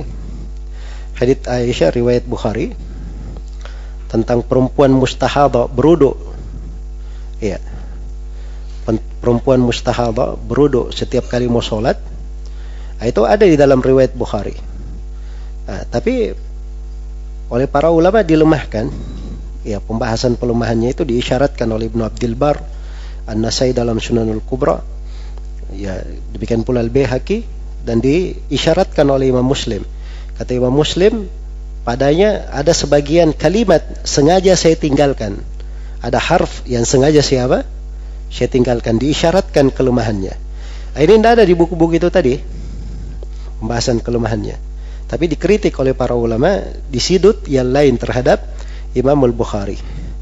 Dan mereka punya usut, periksa dan pembahasan, ternyata memang itu kan jalurnya, kalau saya nggak salah ingat, melalui dari jalur Hisham Ibn Urwa, dari ayahnya Urwa Ibn Zubair, dari Aisyah radhiyallahu ta'ala anha. Dari Hisham ini ada beberapa perawi. Kalau di riwayat Bukhari itu Hammad bin Zaid di situ perawinya, dan dia didukung oleh Hammad bin Salamah. Ada riwayat Abu Hanifah juga 5 orang rawi, tapi mereka ini menyelisihi 30 orang rawi lebih. Murid-murid yang lebih senior riwayatnya dari Hisham. Iya. Jelas ya? Maka puluhan yang sangat banyak ini menguatkan bahwa kritikan keberadaan Imam Muslim meninggalkan riwayat itu lebih diterima. Lebih diterima. Baik, jelas ya? Jadi secara umum bahwa di dalam kitab As-Sahih ada sedikit dari hadits yang dikritik. Nah, ini bahasa penulis, perhatikan. Ba'du syai'in. Syai' itu kayak bahasa meremehkan. Menganggap itu sedikit. Tidak ada apa-apanya, kecil begitu. Nah, pakai bahasa ba'du lagi. Jelas ya? Tapi yang mengkritiknya itu siapa? Bukan sembarangan. Ya. Jangan datang baru belajar mustalah hari ini, setelah itu dia kritik Bukhari Muslim. Ya. Repot ya. Itu ada yang seperti itu nulis. Itu dibantah oleh Syekh Al-Albani itu, rahimahullah. Dan saya kagum juga baca bantahan Syekh Al-Albani. Di muqaddimahnya beliau bilang bahwa banyak orang yang menyarankan kepada saya, jangan membantah orang yang seperti ini. Orang ini tidak berharga untuk dibantah. Dan orang yang seperti ini katanya, kalau dibantah lebih membesarkan urusan dia. Ya. Kan begitu ya, sebagian orang kadang senang bikin aneh-aneh. Nah, kalau orang sudah fokus semua ke dia, ini akhirnya dia viral kemana-mana. Padahal asalnya dia ini orang aneh. Kan begitu? Ya, kata Syekh, saya nggak melihat ke dalam hal itu. Ini orang-orang bikin kerusakan dalam agama, harus diperbaiki. Ya. Jelas ya? Maka beliau luruskan. Ya, subhanallah, hadits-hadits riwayat Bukhari dan Muslim dia kritik. Ya, dia lemahkan dengan kaidah-kaidah dia yang terbolak-balik. Nah, ini hati-hati ya, jangan masuk dalam hal ini. Karena itu asalnya itu seorang penuntut ilmu yang mengerti ilmu hadits, dia punya pengagungan terhadap hadits-hadits riwayat Bukhari dan Muslim. Iya. Mungkin akan datang nanti saya akan sebutkan contohnya. Cuman mumpung saya ingat sekarang, itu ada di akhir-akhir Sahih Al-Bukhari. sebuah riwayat dari Yahya bin Sa'id Al-Qattan. Dia itu menyelisihi 8 orang imam. Dia selisihi. Tapi bersamaan dengan itu Ibnu Hajar tidak berani menyalahkan riwayat Yahya bin Sa'id Al-Qattan. Beliau katakan ini barangkali diarahkan kepada dua sisi. Ya, mungkin ini benar, mungkin itu juga benar. Jelas ya? Nah, ini sebab ini riwayat Bukhari ini, Yahya bin Sa'id Al-Qattan. Jadi tidak barang orang di dalam apa? Melemahkan. Oh, ini satu orang menyelisih 8 orang. 1 dibanding 8 mana yang lebih banyak? Nah, ini bukan ilmu matematika, ilmu hadits itu. Ya. 1 banding 8 lebih banyak 8. Tidak seperti itu. 1 tambah 1 2. Ilmu hadits itu tidak seperti itu. Jelas ya? Kadang 1 sama dengan 8 kadang. Ya. Karena yang satu ini dia kadang punya kekhususan riwayat dan sebagainya. Jelas ya? Karena itu haditsnya Israil ibnu Yunus ibn Abi Ishaq As-Sabi meriwayatkan tentang hadits kunut subuh, bacaan hadits kunut witir. Itu kan Israil bersendirian dari Abu Ishaq dan diselisihi oleh Syu'bah ibn al-Hajjaj dan selainnya. Tapi Israil ini dia punya kekhususan riwayat dari Abu Ishaq As-Sabi'i. Makanya tidak bisa disalahkan riwayatnya di situ. Kalau dikuatkan tidak ada masalah. Jelas ya? Maka ini sudut-sudut perlu dilihat ya, dan harus punya fikih di dalam pembahasan. Ya, tidak sembarangan. Ya, dilihat masalah itu bukan di satu sudut saja, tapi dilihat di banyak sisi. Ya. Karena itulah pembahasan ilmu hadits itu ya kadang tidak bisa dihukumi kecuali dengan melihat kondisi dan keadaan sebuah sanad atau sebuah hadits. Ya, itu sendiri. Ya, wallahu taala alam.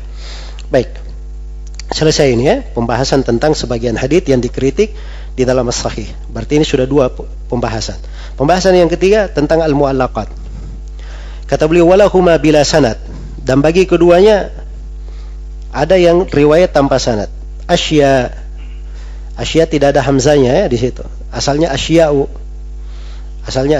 tapi tidak ada hamzanya. Sengaja mengikuti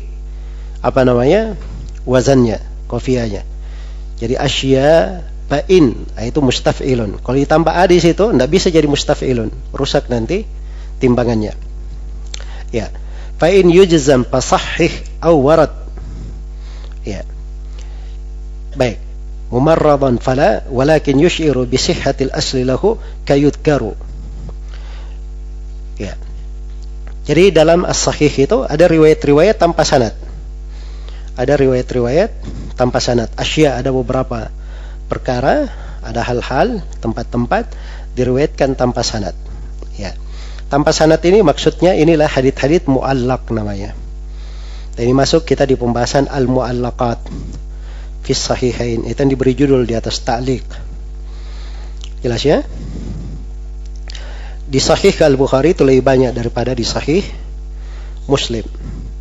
Di sahih al-Bukhari dia lebih banyak daripada di sahih Muslim. Iya. Di sahih Muslim itu bisa dikatakan ada hadits-hadits mu'allaq, tapi dia sedikit jumlahnya, kebanyakannya sudah disambung oleh Imam Muslim rahimahullah atau disambung oleh Al-Bukhari, ataupun dia kalau tidak bersambung di situ maka bersambung di tempat yang lain. Secara umum mu'allaqat di sahih Muslim itu tidak ada masalah. Di sahih Muslim. Yang menjadi pembahasan yang dibahas oleh ulama itu tentang al-mu'allaqat di mana? Di as-sahihain. Di sahih Al-Bukhari. Al-mu'allaqat di sahih Al-Bukhari. Inilah yang ada pembahasannya. Ya. Baik. Bagaimana pembahasannya? Kata beliau fa'i yujzam fasahih. Kalau mu'allaqatnya datang dengan sigatul jazm, dijazmkan, ya, maka sahihkan. Awarat mumarradan fala. Kalau dia datang dengan siga at-tamrid, ya, maka tidak boleh disahihkan. Tapi kalau siga tamrid ini walakin yushiru bi sihhatil asli lahu.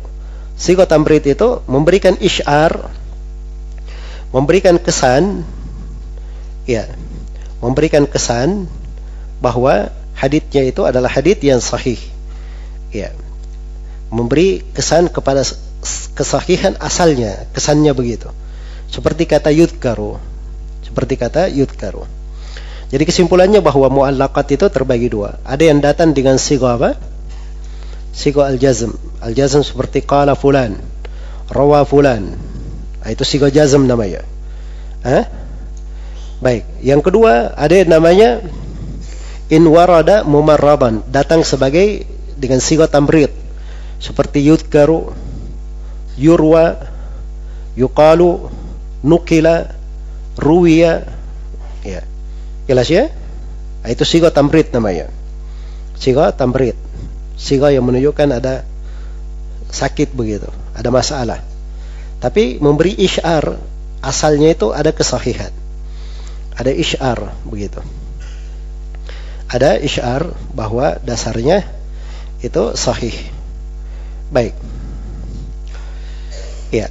Jadi ini sekarang hukum yang disebutkan oleh penulis di sini, beliau berikan hukum umum tentang al-mu'allaqat. Bahwa al-mu'allaqat itu terbagi berapa? Terbagi dua. Ada dengan sighatul jazm, dan ada dengan sigha apa? Dengan sighatul tamrid.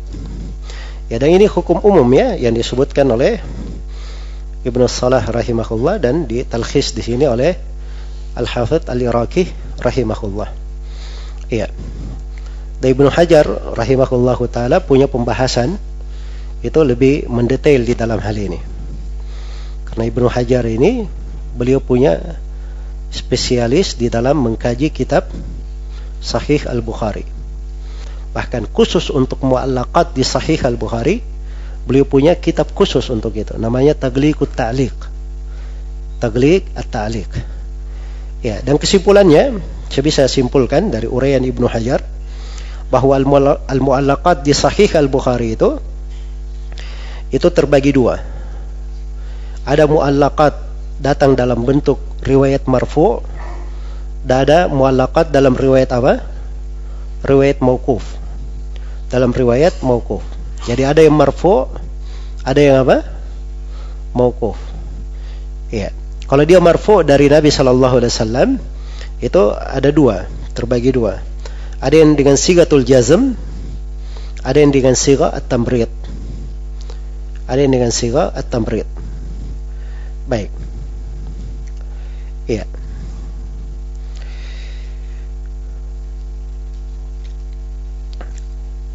Yang pertama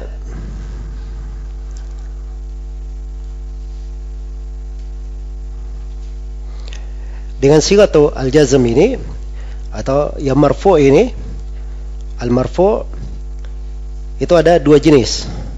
Yang pertama ada yang disambung oleh Al-Bukhari di tempat lain dalam kitabnya.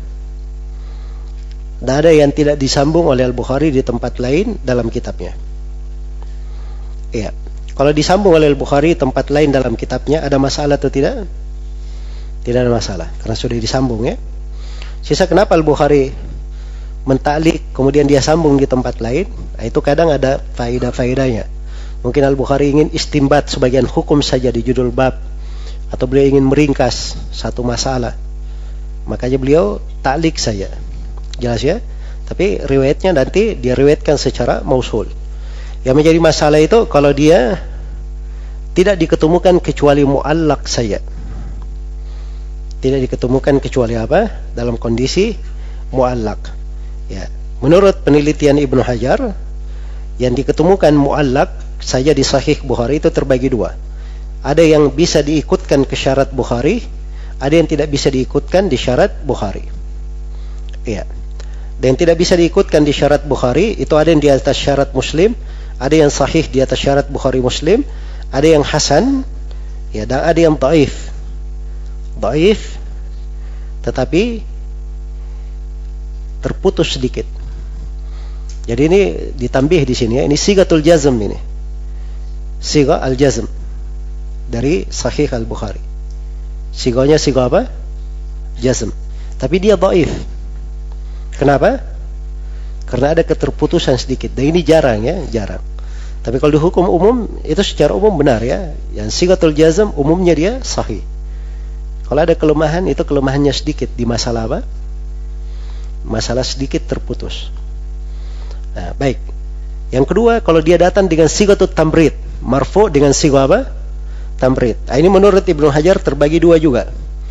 Ada yang diikutkan di atas syarat Bukhari Muslim, syarat Bukhari, dan ada yang tidak di atas syaratnya.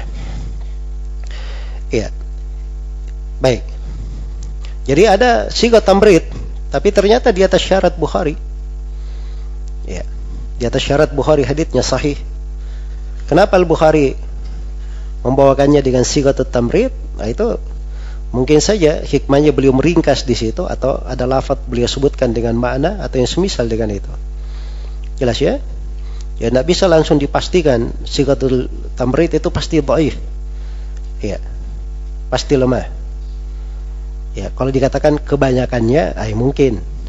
Tapi kalau pasti, itu ternyata ada yang sahih diikut ke syarat Bukhari.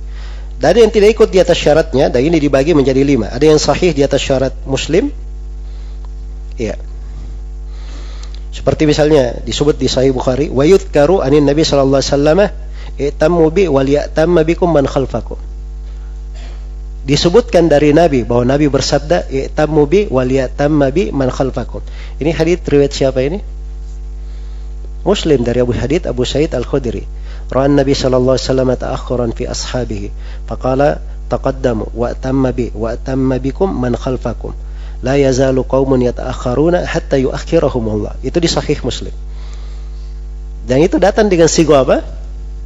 Sighatut tamrid. Iya. Yang kedua, ada yang sahih di atas syarat. Di atas syarat apa namanya? Selain dari keduanya. Sahih tapi dia di atas syarat selain daripada Bukhari dan Muslim. Dan yang ketiga, ada yang hasan.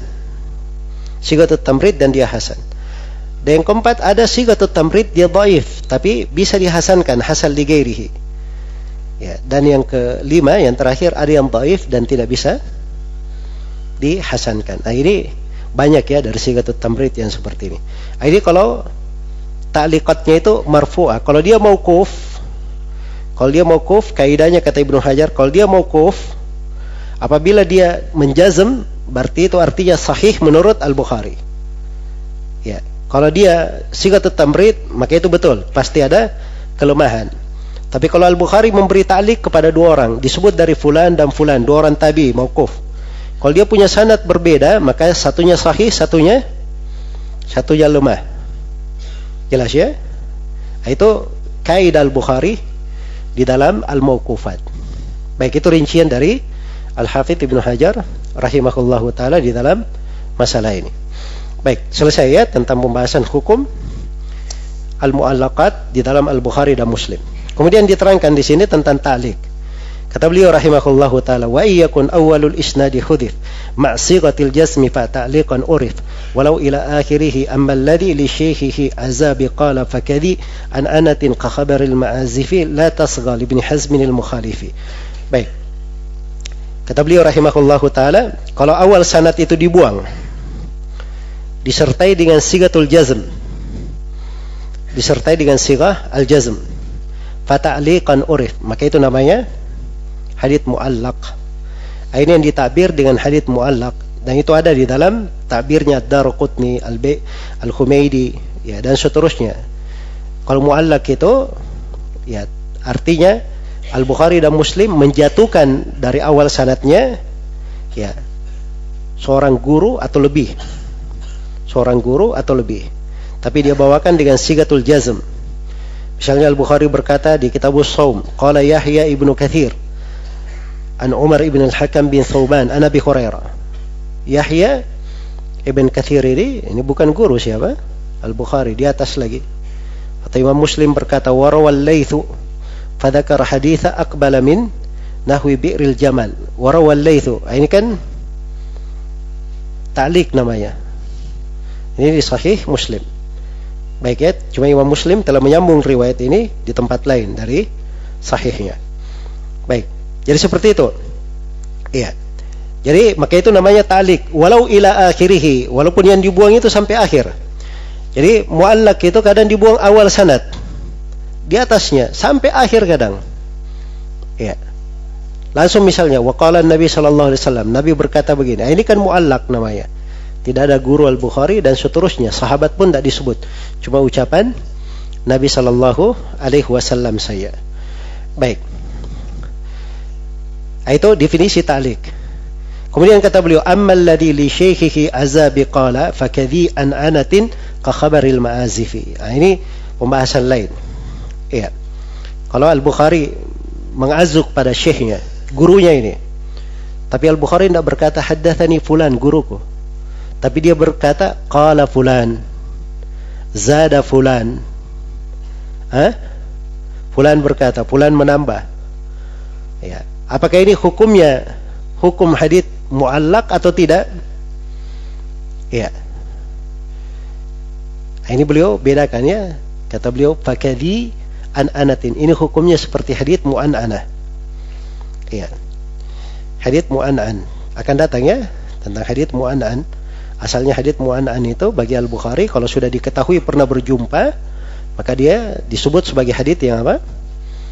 Hadits yang sahih. Iya. Ya kalau dia pakai qala fulan dan fulannya ini gurunya sudah diketahui mempunyai riwayat darinya, maka asalnya diterima. Asalnya diterima. Iya. Dikasih contoh di sini ka khabaril ma'azifi. Seperti hadits tentang apa? Al-ma'azif. Ya, ini hadits yang populer ya, ketika Al-Bukhari rahimahullahu taala berkata, qala Hisham ibnu Ammar. Berkata Hisham bin Ammar. Qala Hisham bin Ammar. Apakah ini muallaq atau tidak? Jawabannya tadi apa? Bukan muallaq. Ya. Sebab ini gurunya langsung. Kan begitu? Bersambung atau tidak? Ini sama dengan hukum hadits yang ada an-ananya, pakai an. Ya. Jelas ya? Baik, sama. Jadi bagi Al-Bukhari itu diterima kalau sudah diketahui beliau itu pernah mendengar dari gurunya, pernah meriwayatkannya. Ya, seperti khabaril ma'azif.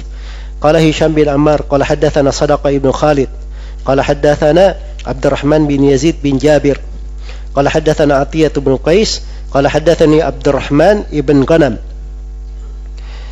qala haddatsani Abu Amir atau Abu Malik al-Ash'ari annahu sami'a Rasulullah sallallahu alaihi wasallam yaqul la yakunanna fi ummati aqwamun yastahilluna al-hirra wal harir wal ma'azif al-hadid. Jelas ya? Ini haditsnya hukumnya adalah ittisal, bersambung. Kenapa? Karena Hisham bin Ammar guru Al-Bukhari. Iya. Dan Al-Bukhari sudah pernah meriwayatkan hadits-hadits dari Hisham bin Ammar. Jelas ya? Maka yang benarnya hadits ini adalah hadits yang sahih. Karena itu diingatkan oleh penulis di akhir, la tasgha libni Hazminil mukhalifi. Jangan kamu mendengar Ibnu Hazm yang menyelisihi ini. Karena Ibnu Hazm beliau apa? Melemahkan ini. Itu biasa ya para ulama mengatakan jangan dengar Ibnu Hazm tuh menyelisihi. Kalau di masa sekarang ini, wah ini orang mentahdir kita ini. Gitu. Jadi apa-apa kalau diluruskan, wah ini mentahdir. Ya kasihan juga ya sebagian orang dalam pembahasan ilmu ya. Harusnya itu kalau diingatkan kesalahannya kan dia gembira kan. Dia bisa perbaiki di dunia supaya dia selamat di akhirat. Ya, ini diingatkan kesalahannya marah-marah.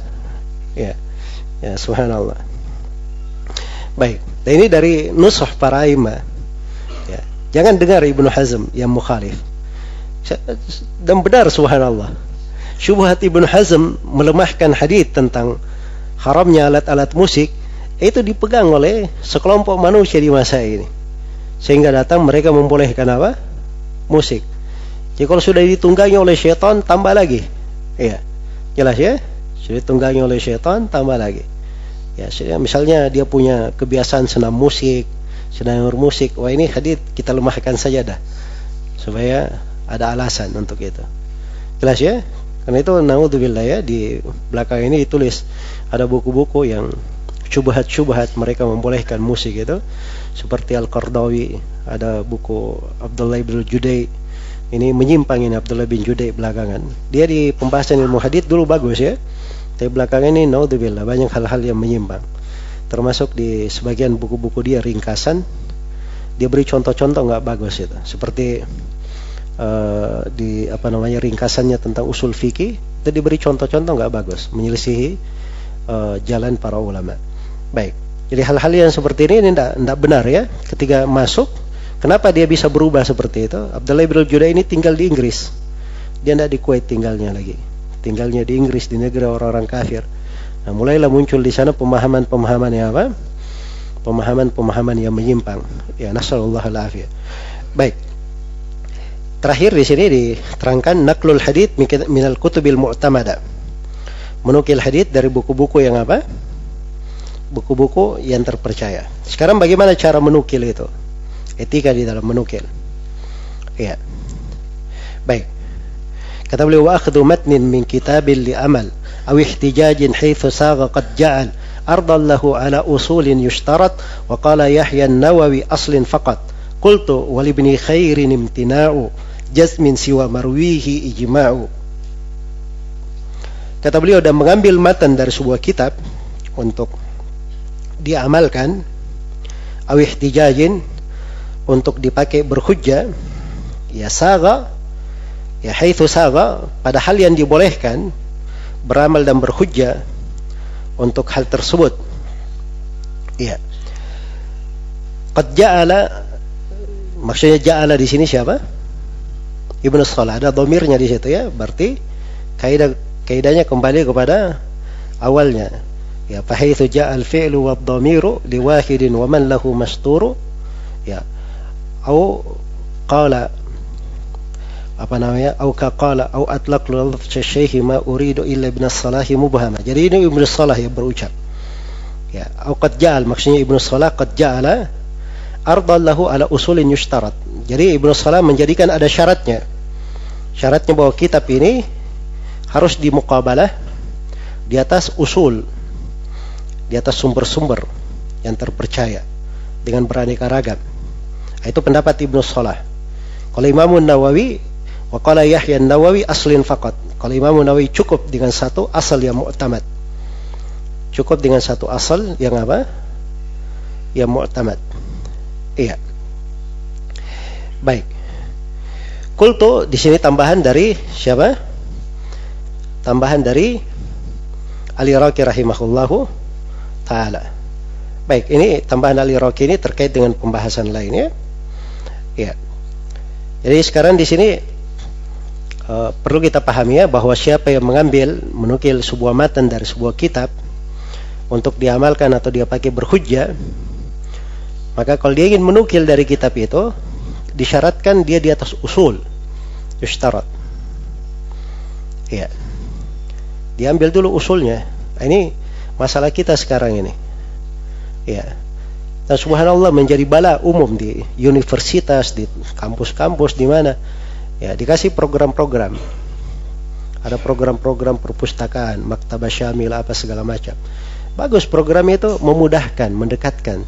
Tapi ingat, ini kaidah di dalam ilmu hadits.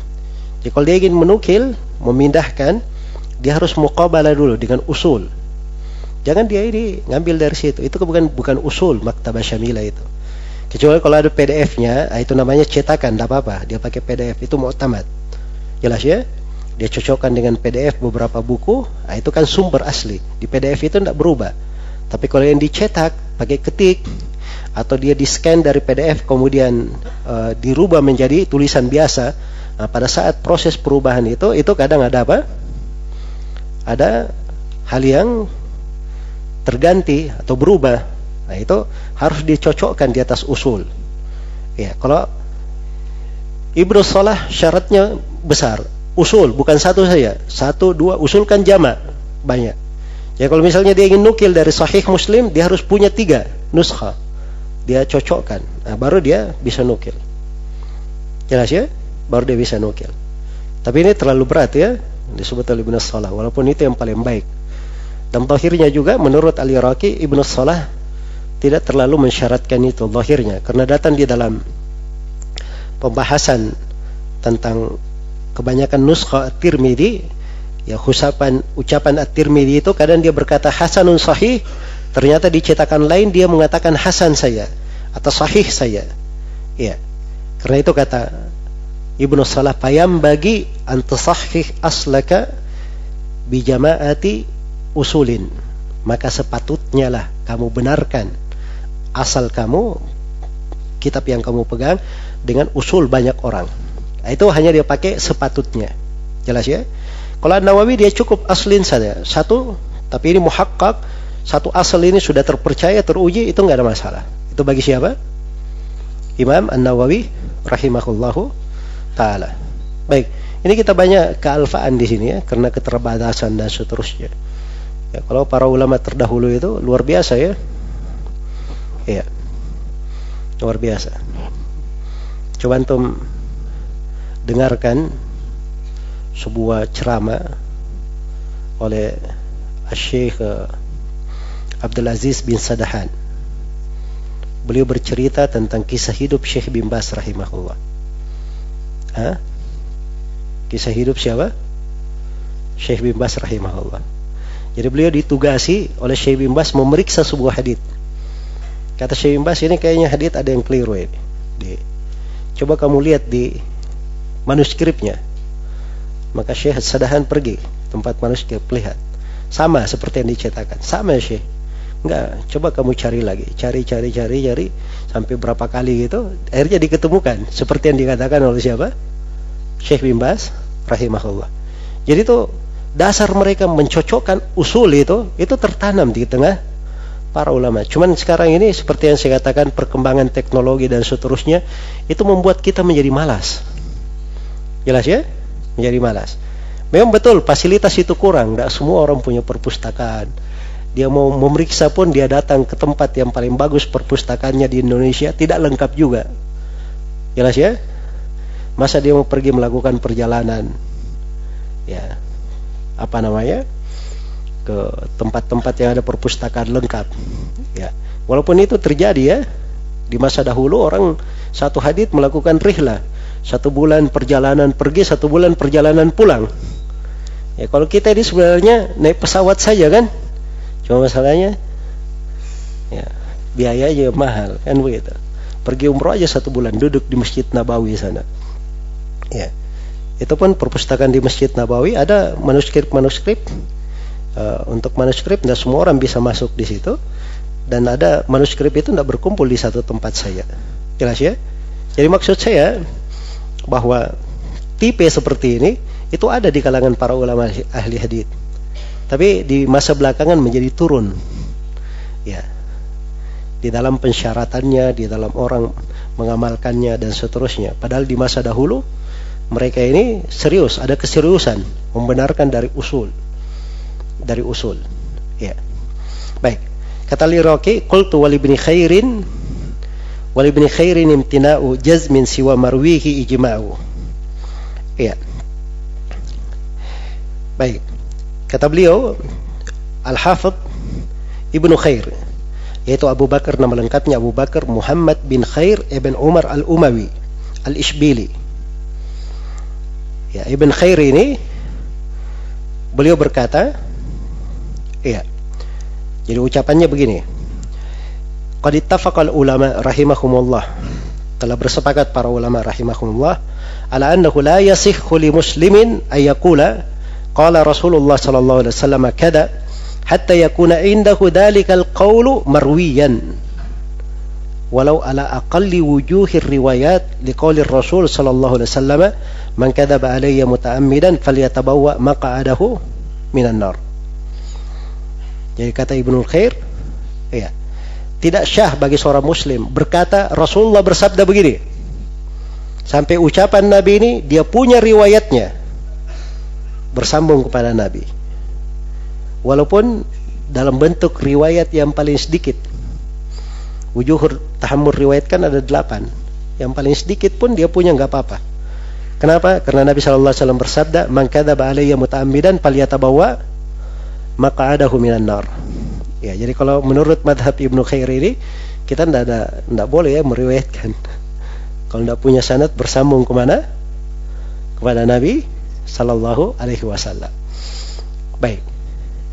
Jadi ini disebutkan oleh Al-Iraqi di sini supaya kita mengingat bahwa ternyata para ulama di dalam mensyaratkan itu apa? punya ketentuan-ketentuan. Karena itu jangan bergampangan dalam menukil-nukil, ya. Jelas ya? Apalagi ini yang grup wecap ini, ya, dapat sesuatu, ya, status orang hadits riwayat Muslim, dia dapat terjemahannya saja, pergi dia kemas, dia edit lagi bahasanya, nah, terus tetap dia sebut riwayat Muslim. Masya Allah, sudah tidak melihat tulisan Arabnya apa, dia cuma dapat terjemahannya dia edit pula. Jadi usul riwayatnya itu bagaimana caranya, pertanggungjawabannya? Atau dia tanya ke Mr. Google sebuah hadits, tiba-tiba muncul, oh ini dapat, copy paste. Terus di situ disebutkan oleh penulis ini riwayat Bukhari Muslim. Dia tulis status, ini haditsnya terjemahannya begini, riwayat Bukhari Muslim. Dia ambil dari Mr. Google di sana. Harusnya kalau dia sesuai dengan jalur riwayat, dia buka kitab Al-Bukhari, dia buka kitab Muslim, kan begitu? Dia cocokkan ini lafadznya, konteksnya, ya, ada berapa cetakan dia punya, dia cocokkan di dalam beberapa usul. Begitu caranya seharusnya. Itu kalau di dalam ilmu apa? Ilmu riwayat. Jelas ya? Tapi kalau orang-orang itu, ini Ustadz mempersusah orang saja, ya, mempersulit, ya. Tapi ilmu itu seperti itu ya, harus ada pertanggungjawaban dari sisi keilmian, ya, riwayat. Sebab ini masalah hadits Nabi, dia menyandarkan kepada Rasulullah sallallahu alaihi wasallam, dan Nabi bersabda, "Man kadzaba alayya muta'ammidan falyatabawwa maq'adahu minan nar." Siapa yang bersumpah atas namaku dengan sengaja, hendaknya dia persiapkan tempat duduknya dari api neraka. Jelas ya? Jadi paling tidak itu kalau dia ingin menyebarkan sesuatu, dia tanya kepada orang yang ahli. Ini Ustadz, bagaimana haditsnya? Tolong diperiksa dulu, ya. Apa bisa dilihat buku aslinya, sudah benar seperti itu atau tidak? Nah, itu baru bagus ya. Nah, itu terpelajar namanya. Tapi kalau asal main lanjutkan, teruskan, ya, baru masuk sebentar, dia lihat sekejap langsung terbang lagi kemana, ya. Nah, ini hati-hati ya, jangan sampai kita termasuk orang yang menyebarkan kesalahan tanpa kita menyadarinya. Wallahu ta'ala alam. Baik, sampai sini dulu untuk sesi yang ketiga. Saya nggak tahu antum mau tanya jawab apa enggak, atau mau diakhirkan saja nanti. Tidak apa-apa kalau ada pertanyaan, bawa sini pertanyaannya. Atau ada yang mau memberi suatu masukan atau ada pertanyaan, silahkan ditanyakan langsung, tidak apa-apa.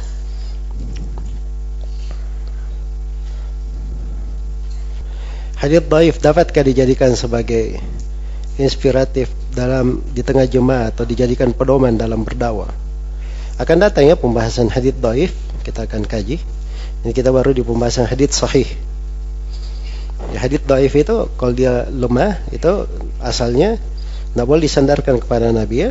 Dan Nabi telah mengancam siapa yang berdusta, berucap atas Nabi tanpa apa yang beliau tidak ucapkan, maka hendaknya dia menyiapkan tempat duduknya dari api neraka. Syekh Al-Albani mengutip hampir 3 halaman dari Syed Qutb dalam muqaddimah beliau, Mukhtasar al-Ilm. Syekh Shalih Fauzan menulis 4 kutipan dari Syed Qutb dalam bukunya Tahqiqat Al-Mardiyah.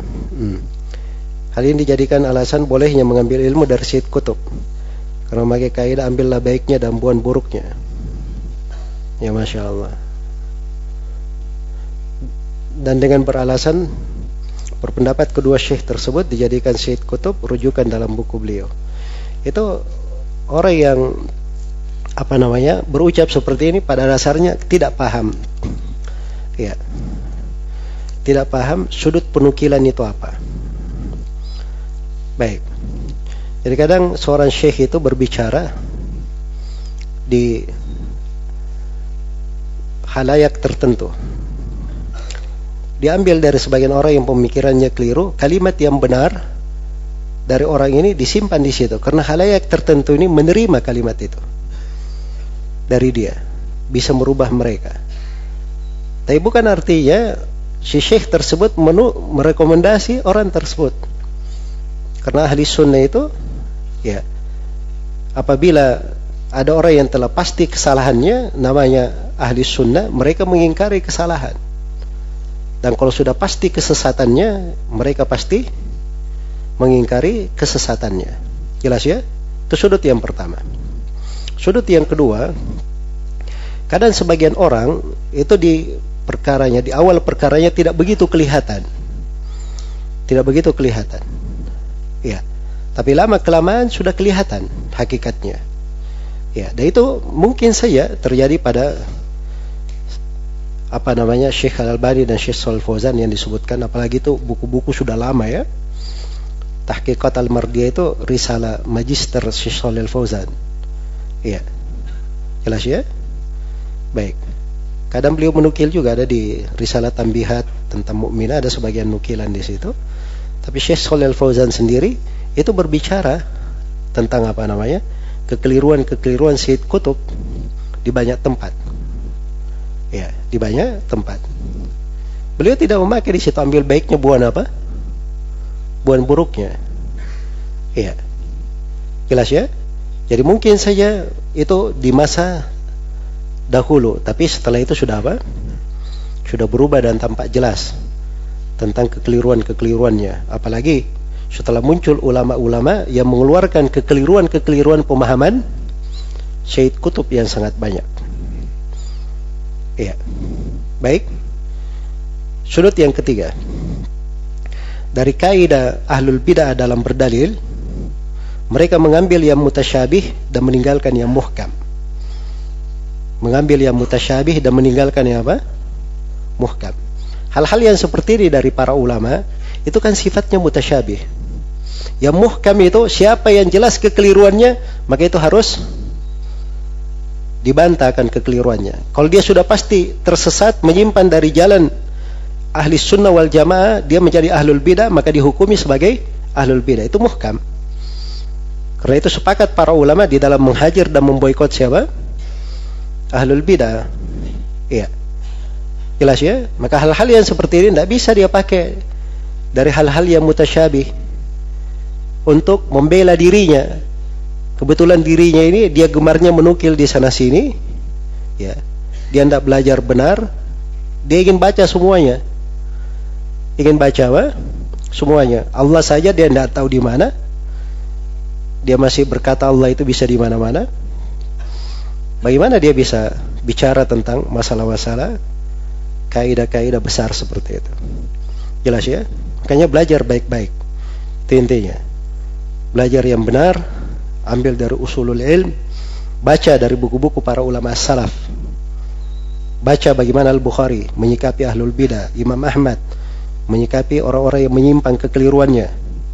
Baca bagaimana Imam Syafi'i membantah dari ahlul bidah, Imam Malik. Nah, kalau baca dari para a'immah itu akan jelas nanti bahwa kamu ini bawa kaidah baru. Ya. Bikin kaidah baru. Jelas ya? Kalau hanya pengen semua orang mengikutinya, ya, semua orang gembira dengan dia, semua orang menerima dia, ya. Memang disetting seperti itu saja, bagus. Tapi kalau dia ingin lurus berbicara sesuai dengan agama itu selalu jalannya jelas dan terang. Terpisah antara yang hak dan yang batil. Ihdinas siratal mustaqim. Itu jalan lurus selalu kelihatan. Siratal ladzina an'amta alaihim. Kemudian dipisahkan, ghairil maghdubi alaihim, bukan orang yang dimurkai, waladhdallin, dan bukan pula orang yang disesatkan. Itu jalan Islam seperti itu. Jelas ya? Tadi katakan ambil baiknya, buang buruknya. Semoga Allah memberi taufik kepada semuanya. Kenapa pada tingkatan hadits-hadits yang sahih selalu didahulukan Imam Al-Bukhari dari Imam Muslim? Ini tadi kemana yang bertanya ini? Ini sudah satu pembahasan ya, kita bahas. Apa tidak mengapa orang yang baru belajar mengikuti program ini?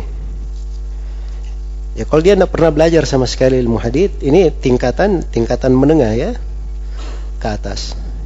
Jelas ya? Ya kalau dia belum pernah belajar sama sekali, saya nggak tahu dia mengambil manfaat atau tidak. Tapi kalau saya melarang orang juga, saya tidak mau melarang ya. Tapi uslub belajar itu dia mulai dari yang dasar, kemudian meningkat naik ke atas.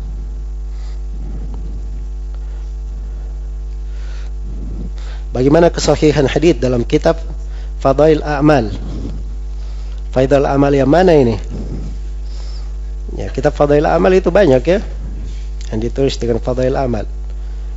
Ya, tapi kalau yang dimaksud kitab Fadail A'mal yang biasa dipakai oleh sebagian orang yang biasa keliling-keliling, ya, itu kitab penuh dengan hadits-hadits yang lemah. Dan kadang penulisnya sendiri tahu bahwa itu hadits lemah, cuma dia bawakan di situ. Dan juga ada hadits-hadits palsu, hadits yang sangat lemah di dalamnya. Jelas ya? Kalau ingin baca buku tentang Fadhil Amal bagus, baca Riyadus Shalihin. Ya, baca kitab apa? Riyadus Shalihin. Itu lebih banyak hadits-hadits yang bagus ya. Ya. Dan memang menjadi rujukan para ulama. Dan belakang ini dicetak buku-buku ya, termasuk ada buku ditulis oleh Syekh Abdullah Al-Ubailan, judulnya Fadail A'mal. Itu bagus sekali, dia kumpul ayat-ayat dan hadits-hadits tentang Fadail A'mal. Baik. Saat ini yang mencetak Sahih Bukhari yang paling bagus cetakan apa? Cetakan dulu itu yang dicetak itu ada namanya cetakan Sultania namanya. Tulisannya tulisan apa namanya? Kayak tulisan Arab dahulu. Yaitu cetakan paling bagus. Karena dia dikhidmat dengan usul. Itu lebih 10 usul itu yang ada di dalam buku itu. Di cetakan ini begini itu ada di hamisnya. Jelas ya? Memang tidak seperti buku-buku cetak yang sekarang ya bagus tulisannya. Dia cetakan-cetakan terdahulu.